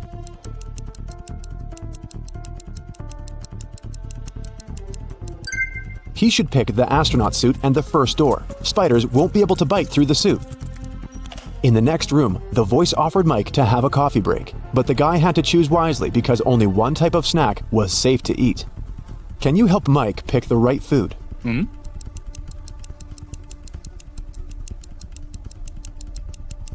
There are human nails in the cupcakes and cockroaches in these chips. The color of the meat in this burger is very suspicious. This sushi set looks rather edible, but its smell attracts too many flies. Mike should choose these donuts. They look fresh and appetizing. The cafeteria was filled with people. The voice told Mike to find a thief among them. Can you help Mike get some bonuses for his attentiveness?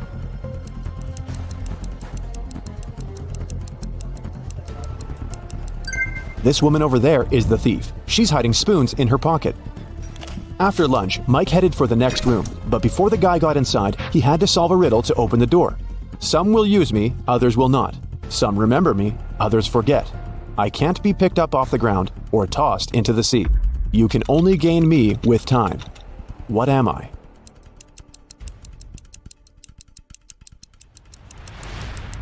The correct answer is knowledge. Mike entered a beautiful party hall filled with people in costumes and masks. The voice told Mike to go find 1 ghost, 1 zombie, and 1 thief among these people. Look at this crowd very attentively. Can you see them?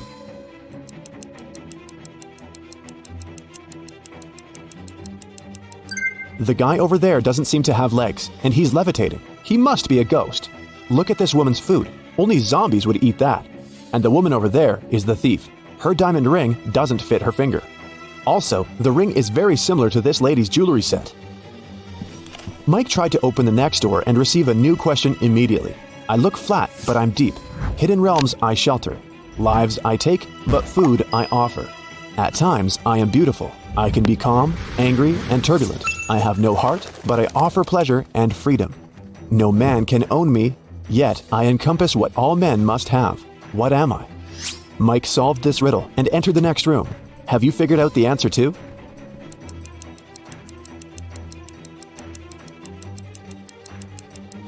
The correct answer is, I'm the ocean. Mike saw the next door, but whatever he did, he couldn't open it. He spotted an electronic lock on the door and a map of a maze on the wall. The voice said that Mike must solve the riddle to open the door. Can you help?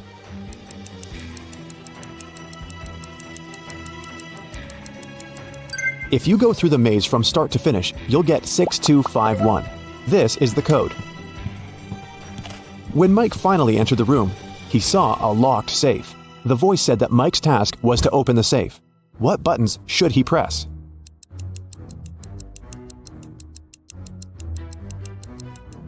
The puzzles present 3 colors: pink, white, and brown. Mike pressed the correct buttons and unlocked the safe, but he only found one small coin inside. The next room was empty, except for an old vending machine in the corner. Mike came closer and noticed a small key inside the machine. Suddenly, the walls began to move. The room was getting smaller and smaller. The voice told Mike to be careful because the vending machine was broken. Some wires were torn and mixed up. Which button should Mike press to get the key out and get out of the room before it's too late?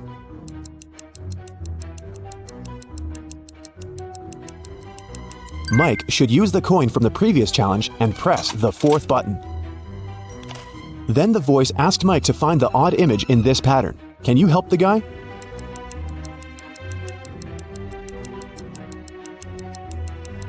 The couple over there is different. In another room, Mike met a nice elderly lady, Miss Jason. She was very upset because someone had broken into her apartment. Mike's task was to find the robber. He inspected the crime scene and questioned 3 witnesses.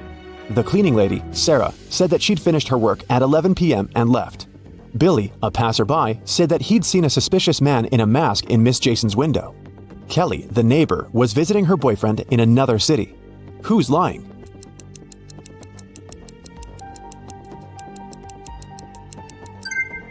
Billy. He's a passerby and just met Miss Jason. Then how come he knows which window is hers?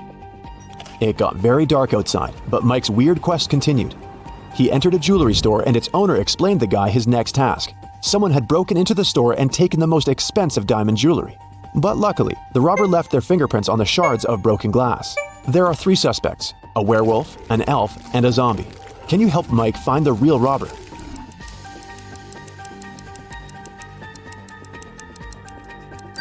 It was the elf.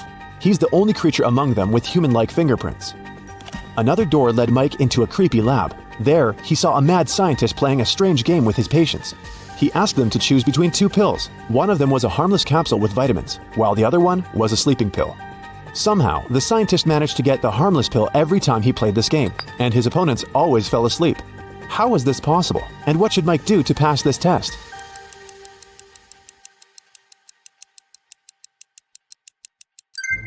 Both pills were actually harmless. The scientist added a special substance to the glasses of water he offered his patients to wash down the pills. So, to stay awake, Mike should switch the glasses or simply refuse to drink any water. The next door was locked, but Mike saw 6 buttons with the images of a candle, fire, gloves, scissors, an apple, and a light bulb. The voice said, "I was carried into a dark room and set on fire. I wept, and then my head was cut off. What am I?" 1 minute later, Mike was already walking towards his next challenge. What button did he press to open the door?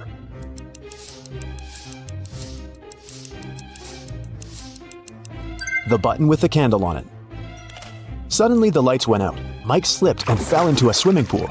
Someone turned the light on again and Mike saw 3 identical ladies in the pool. All 3 of them looked like ordinary women and claimed to be human. But in reality, 2 of them are mermaids. How can Mike find the real woman among them?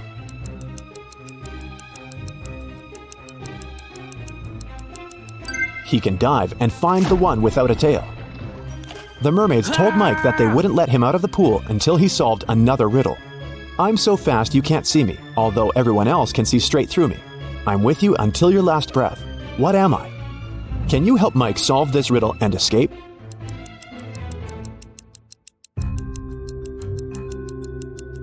The correct answer is the blink of an eye. The mermaids let Mike go, and he entered the next room. On a huge screen, there were two guys. The first one was taking a selfie with a tornado. The second one was standing under an umbrella in the middle of a thunderstorm and taking pictures. Mike had to decide whose behavior is riskier.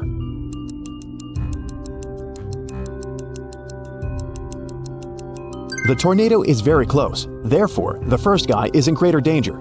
At the same time, the second guy will have enough time for another couple of shots. In the next room, Mike saw 5 zombies behind bars. All those guys were suspected of stealing a car. Mike had to decide which of them was the thief. Have you guessed?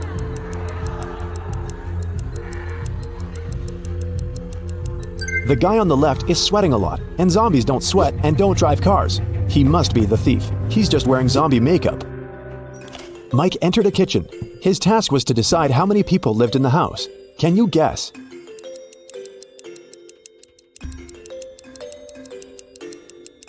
Three people. There are 3 different drinks on the table and 3 chairs. Now look at this bathroom. How many people live in this apartment?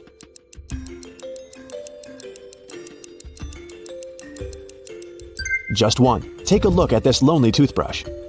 And how many people live in this place?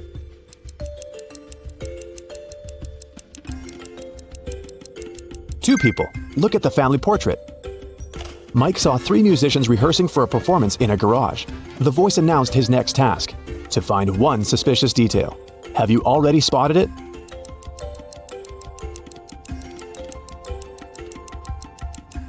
There's something wrong with this fire extinguisher. Finally, Mike found himself in an ordinary street. The voice said they had only one last question. What's the time?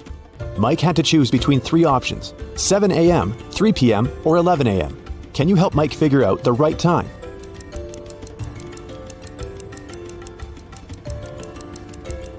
The correct answer is 7 a.m. The streetlights are still on, but the sun is casting shadows from the east.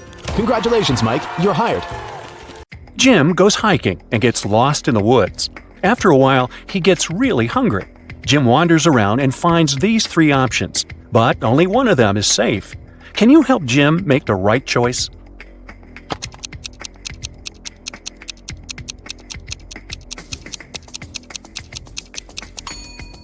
All the footsteps are leading to this berry bush, but not a single animal walked away from it, so the berries are probably poisonous.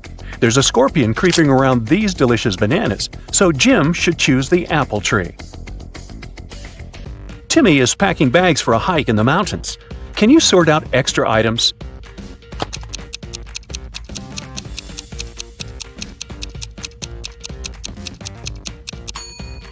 It's unlikely he's going to need a hairdryer. Timmy's already taking a flashlight, and he probably won't have access to electricity. Therefore, he doesn't need this table lamp. And finally, he shouldn't take this heavy silver cutlery. A frog is at the bottom of a well. The well is 30 feet deep. The frog climbs up 5 feet every day, but it slips back 4 feet every night. After how many days will the frog be free?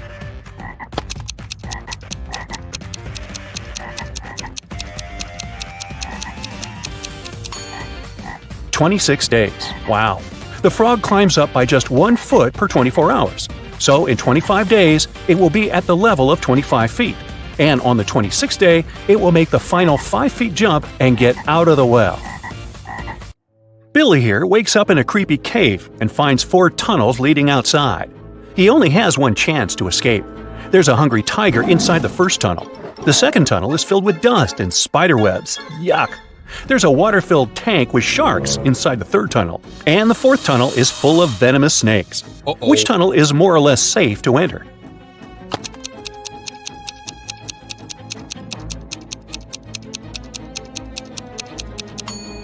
Billy should choose the second tunnel. There are no spiders in this picture, only the webs. Crawling through them might be unpleasant, but at least he'll stay safe. 3 tourists go hiking and get into trouble. Surprise, surprise. Can you guess who has more chances to survive?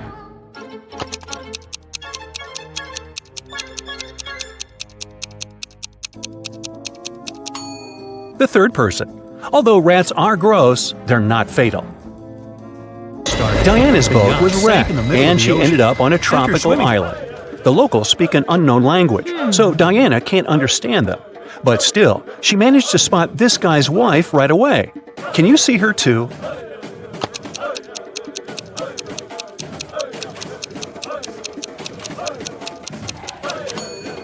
It's the third lady. They have similar tattoos. Wendy is walking in the woods and falls into the trap of evil elves. She offers their king a deal. If I write your exact age on a piece of paper, you'll let me go. The king agrees and gives Wendy a piece of paper and a pen. In a minute, he lets her go. How did she do it?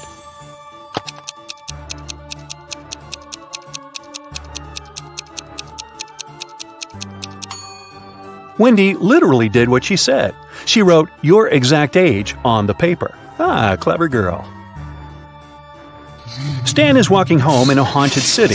He finds a nice spot to shoot a TikTok. But unfortunately, he falls into a basement. Stan looks around and finds 4 doors out. There's a hungry dragon behind the first door. The second way is filled with intense fire. There's a desert filled with hungry piranhas behind the third door. And venomous snakes are waiting behind the fourth door. Which way is the safest?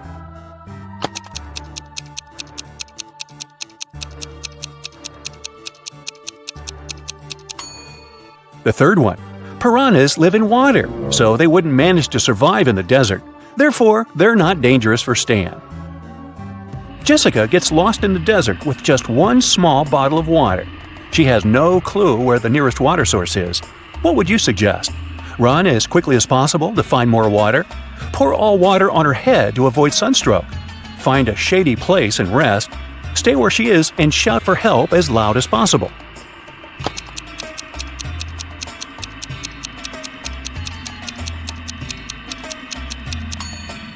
The third option is the best. When it gets darker and cooler, she can walk further and find help. Tilda is boarding a private jet. The crew greets her, and she spots an imposter among the crew members right away. Can you see this person too?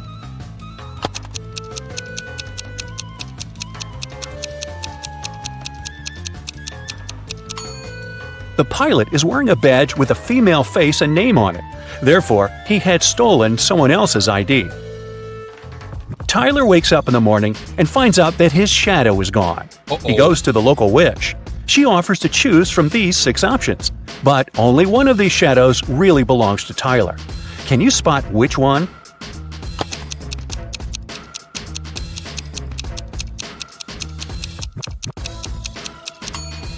Only the first shadow fits perfectly.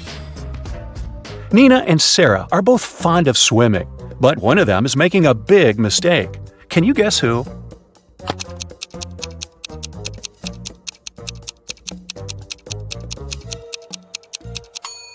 Nina. The sign says that the water in this river contains toxic waste. Meanwhile, Sarah can easily surf in large waves. Kyle and Betty go to a remote village to spend a romantic weekend. They see a cute little farm on the way and buy some pomegranates. They go on a picnic and enjoy the fruits. Each of them eats half of the pomegranate. In 10 minutes, Kyle gets very sick. Betty takes him to the hospital. Doctors check everything and come to the conclusion the pomegranate was poisoned. Kyle and Betty ate the same food and drank the same drinks all day. How is it possible that Betty still feels well?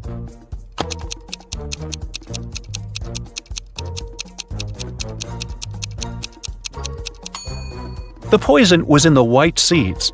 Kyle ate them whole, while Betty only the red part. Allison is jogging in a park. Suddenly, she comes across an angry brown bear. It's getting closer and closer, but Allison manages to survive. What did she do? Started running as fast as she could? Fell to the ground and pretended to be unconscious?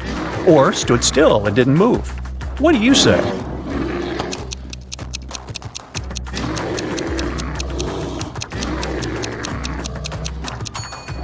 Usually, brown bears only attack people when they're surprised or feel threatened. Allison fell to the ground, and the bear didn't consider her dangerous. Peter is hiking in the middle of nowhere. Suddenly, he sees a mountain tiger in the distance. He's trying not to panic and begins to look for a place to hide. There are 3 possible options, but only one of them is more or less safe. Can you help him make the right choice?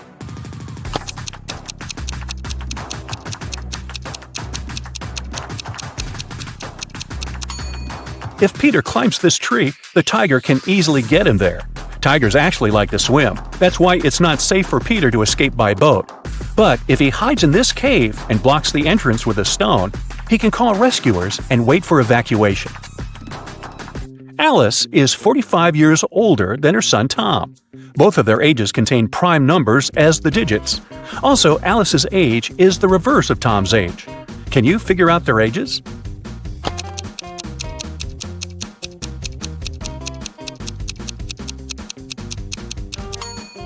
The only single-digit prime numbers are 2, 3, 5, and 7. Here's a list of possible age combinations: 32 and 23, 52 and 25, 73 and 37, 53 and 35, 75 and 57, 72 and 27, but only the last combination meets the first requirement. The age difference should be 45 years. Therefore, Alice is 72 and her son is 27. Polly is an archaeologist. She excavates an ancient city.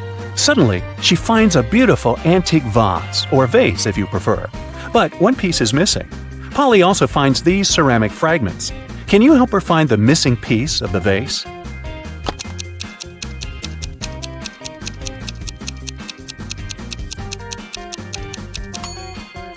The 4th fragment fits perfectly.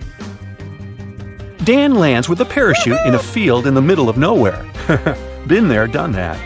He finds the nearest bus station to get back to the city, but only one of these 4 buses will arrive at the station. Can you guess which one?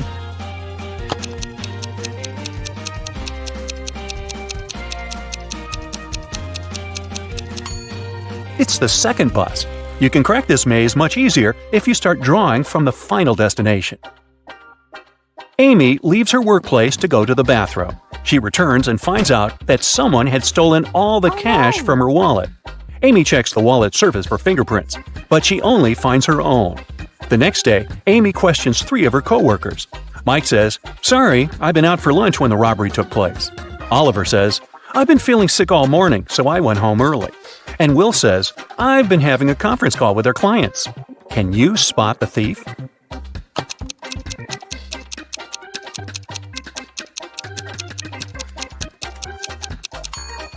It's Oliver. Take a look at his trash bin. He used gloves to steal the cash and then left them in the trash. He's the clumsy culprit. Annika received a letter where someone asked her out. The letter was sweet, but it wasn't signed, so she didn't know who it was. She was guessing 3 guys. All of them were her college friends. Who do you think asked Annika out?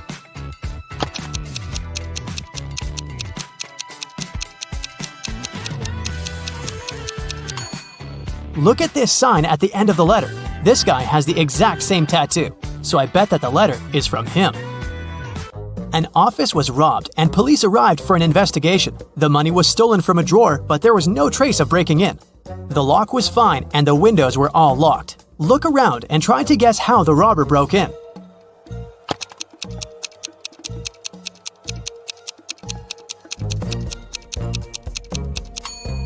Look at the ventilation gate. It's slightly open. The robber must have used this way to get into the office and get out. A police officer was following a robber around the city. Suddenly, the robber entered the hospital and disappeared. When the police officer entered the building, there were 3 workers. One of them must be the robber who dressed up to pretend to be a doctor. Can you tell who?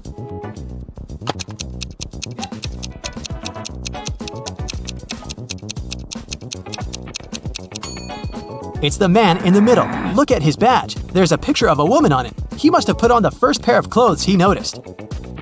At daylight, someone painted a wall of a museum, and the police were looking for the person who did it just an hour after it happened. They were roaming the streets of their little town, and they found 3 suspects.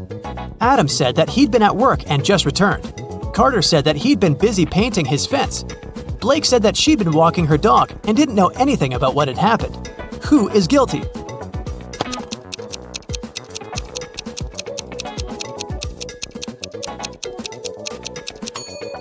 It's Carter. He has paint on his hands, and it indeed goes in line with his alibi that he was painting the fence. But his fence is red, and the paint on his hands is blue, just like the painting on the museum's wall. Mrs. Roberts, a math teacher, returned to the classroom after visiting a principal's office and took a sip of her coffee. She had to spit it out immediately because, instead of coffee, there was blue ink inside. Can you tell which student pranked her?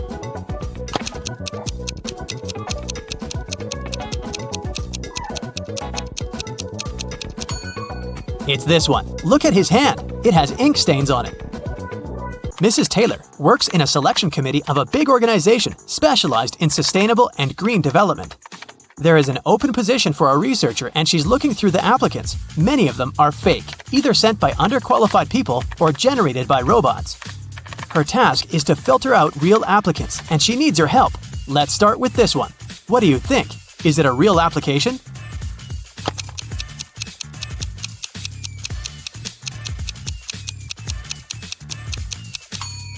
No, it doesn't seem so. This girl was born in 2003, so she's 19 years old. She's way too young to have a PhD. She must be lying.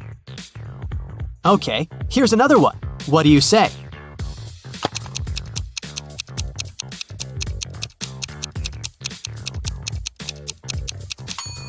This seems to be another fake. Look at his birthday. There was no February 29th in 1991. This application must have been generated by a robot. Okay then, here's the next candidate for you. What's your call?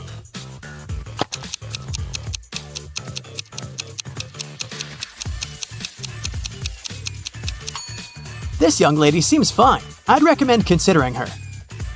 Here's another candidate. What do you say?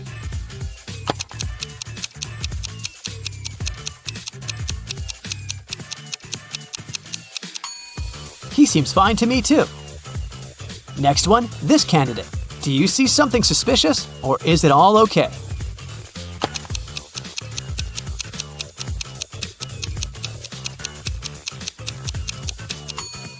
Of course not. Look at the photo. It's some random photo of a cat. People don't use such pictures in their CVs. It must be a computer-generated fake. Okay, one last candidate to consider. In or out? What do you think?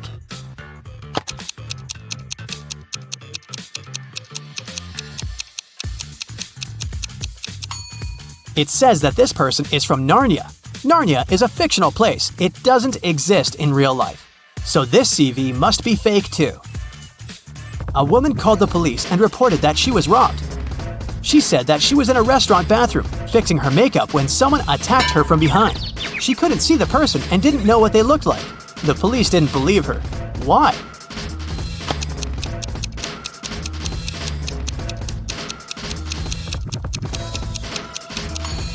The woman was fixing her makeup, so she was looking in the mirror.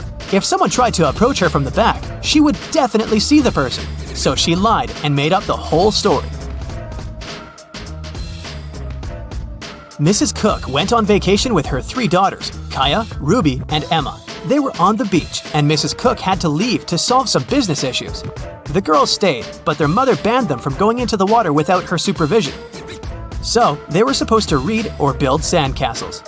When Mrs. Cook returned, she knew that one of her daughters didn't listen to her. Which one?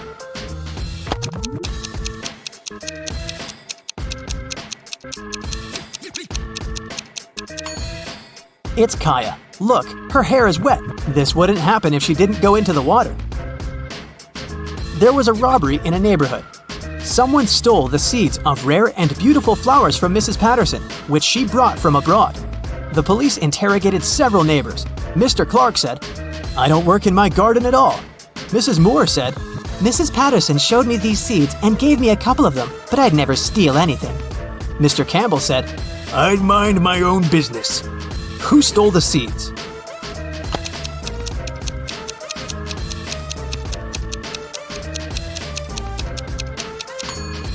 It was Mr. Clark. He said that he didn't take care of his garden, but his garden looks way too nice to be abandoned. In a parallel universe, it's only allowed to have fun and eat candy.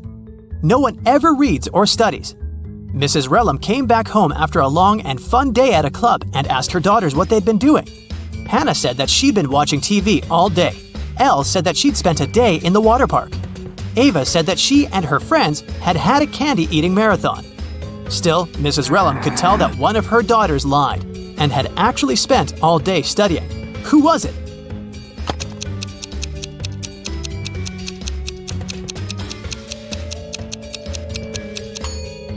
It was Hannah. Look, the TV is unplugged, but there's a book with her in bed.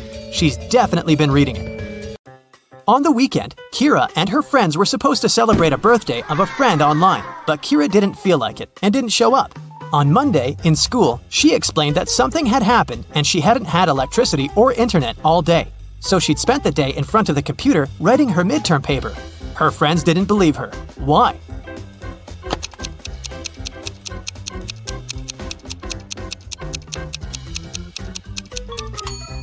If there was no electricity, she wouldn't be able to work on her computer because it doesn't work without electricity. I'll keep checking how attentive you are, and here are some more tasks for you. Now I'll show you 2 apartments and you have to figure out which one of them was robbed. Ready to start? Here's the first pair. What do you say?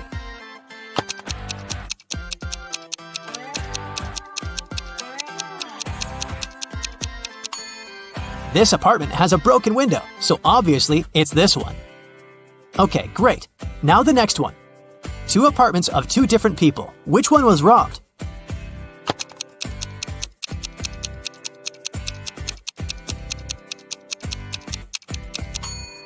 This one is way too trash to be a regular mess. I bet it was robbed. Another pair of apartments. Can you see which one someone had broken in?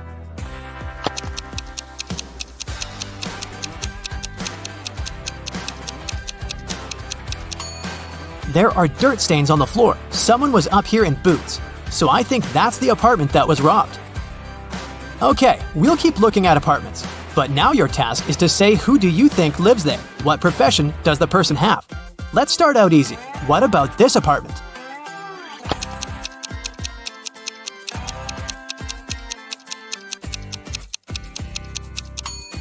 Paintings, brushes, it definitely belongs to an artist.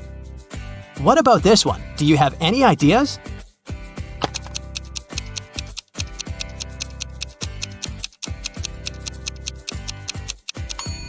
Punching bag, boxing gloves, dumbbells, and some other sports equipment. I'd say there's a boxer living there.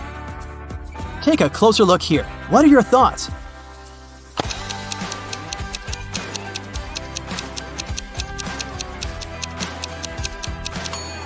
A huge desk, many monitors and keyboards, a microphone, a headset, posters of some video games. I bet it's a room of a gamer or streamer. What about this nice and clean room? Do you see something that could give away the profession of the person who lives there?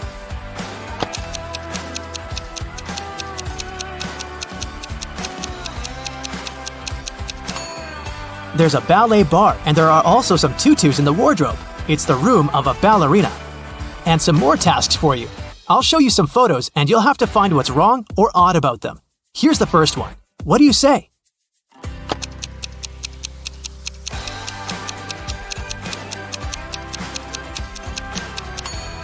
There are people on the surface of the moon, but they're not wearing any spacesuits. Another space-related picture. Do you see a mistake?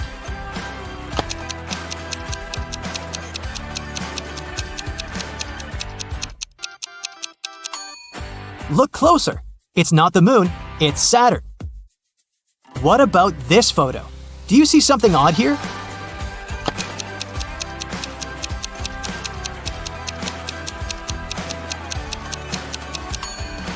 Look at the way this guy is eating a banana. In a city's museum, an expensive golden egg covered in diamonds went missing. The museum workers noticed it in the morning and, of course, they immediately reported the theft to the police. The city's best detective started investigating the case. She carefully looked through the footage and identified 3 main suspects. Then, she saw a handprint on the glass the egg was placed behind.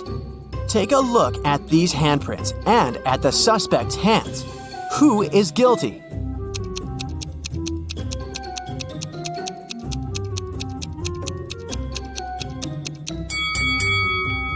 It's this person right here. Look, the prints of the fingers aren't full because something came in the way. This person is wearing rings right there, so it's their print. In a little town, someone stole an expensive silver collar for a cat, covered in diamonds and precious gems. The shop's owner called the police, and the investigation started. There were 3 suspects. Mr. Johnson said, I came to look for earrings for my daughter's birthday. We don't have any pets. Mrs. Martin said, I got a bracelet for myself. I didn't steal anything. Mrs. Tanner said, I have no idea what you're talking about.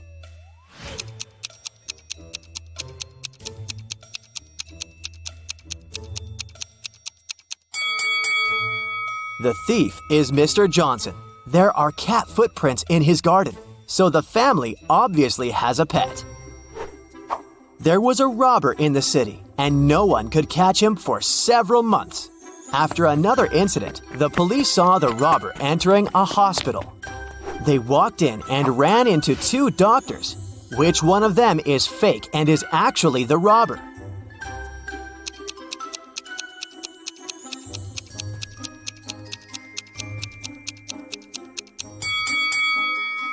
It's this guy, the one who's wearing headphones instead of the stethoscope. Mrs. Stevens went on a 3-month vacation, but had her workers coming regularly to maintain the house.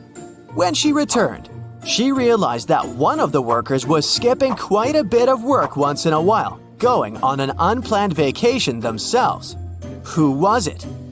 A gardener who takes care of the outside garden, a housekeeper who takes care of everything in the house, or a painter who is coming to paint her house.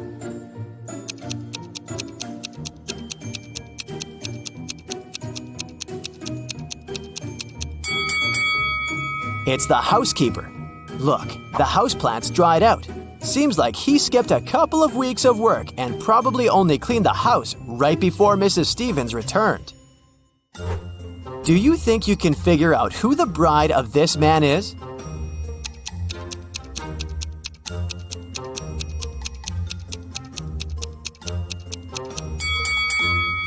It's this woman right here. Look, she has the same tattoo as this guy.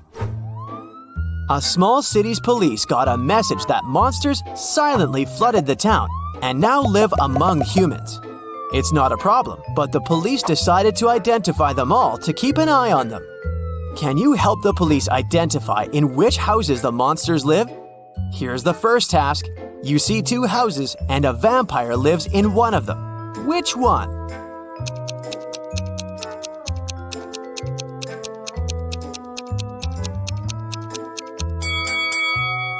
It must be this house, the dark one where the blinds are closed on all the windows. Vampires don't like sunlight. Okay, the next task is to find the house of a mummy. Here are 2 possible options. Which house does the mummy live in?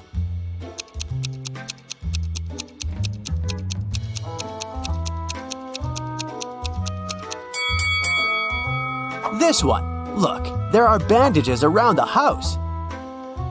The next creature whose residence we need to identify is a gnome. Take a look inside 2 houses. Can you tell where the gnome lives?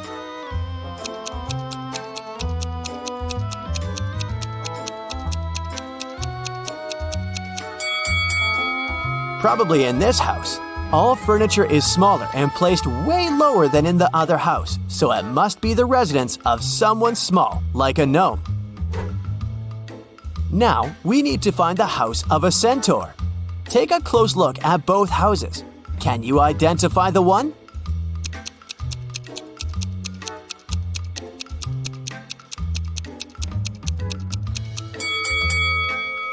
This one right here. See, there are horse prints on the pathways to the house. The last one. A real witch lives in one of these houses. Can you tell where you're most likely to be bewitched?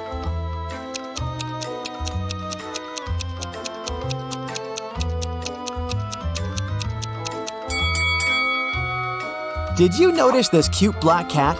That's a famous witch sidekick, so my bet is on this house. On a cold January night, Delaney was found unconscious in the cloakroom when her best friend Jane came looking for her. She was at a house party with a bunch of college students. The police interrogated several students, asking where they were around the time of the accident. Allison said, "I was upstairs all the time, dancing with my friends." Liam said, "I went to a kiosk to pick up some candy for my girlfriend. There were only drinks and chips." Oliver said, I was talking to a girl. She seems to like me. "Who should have been taken to the police station?"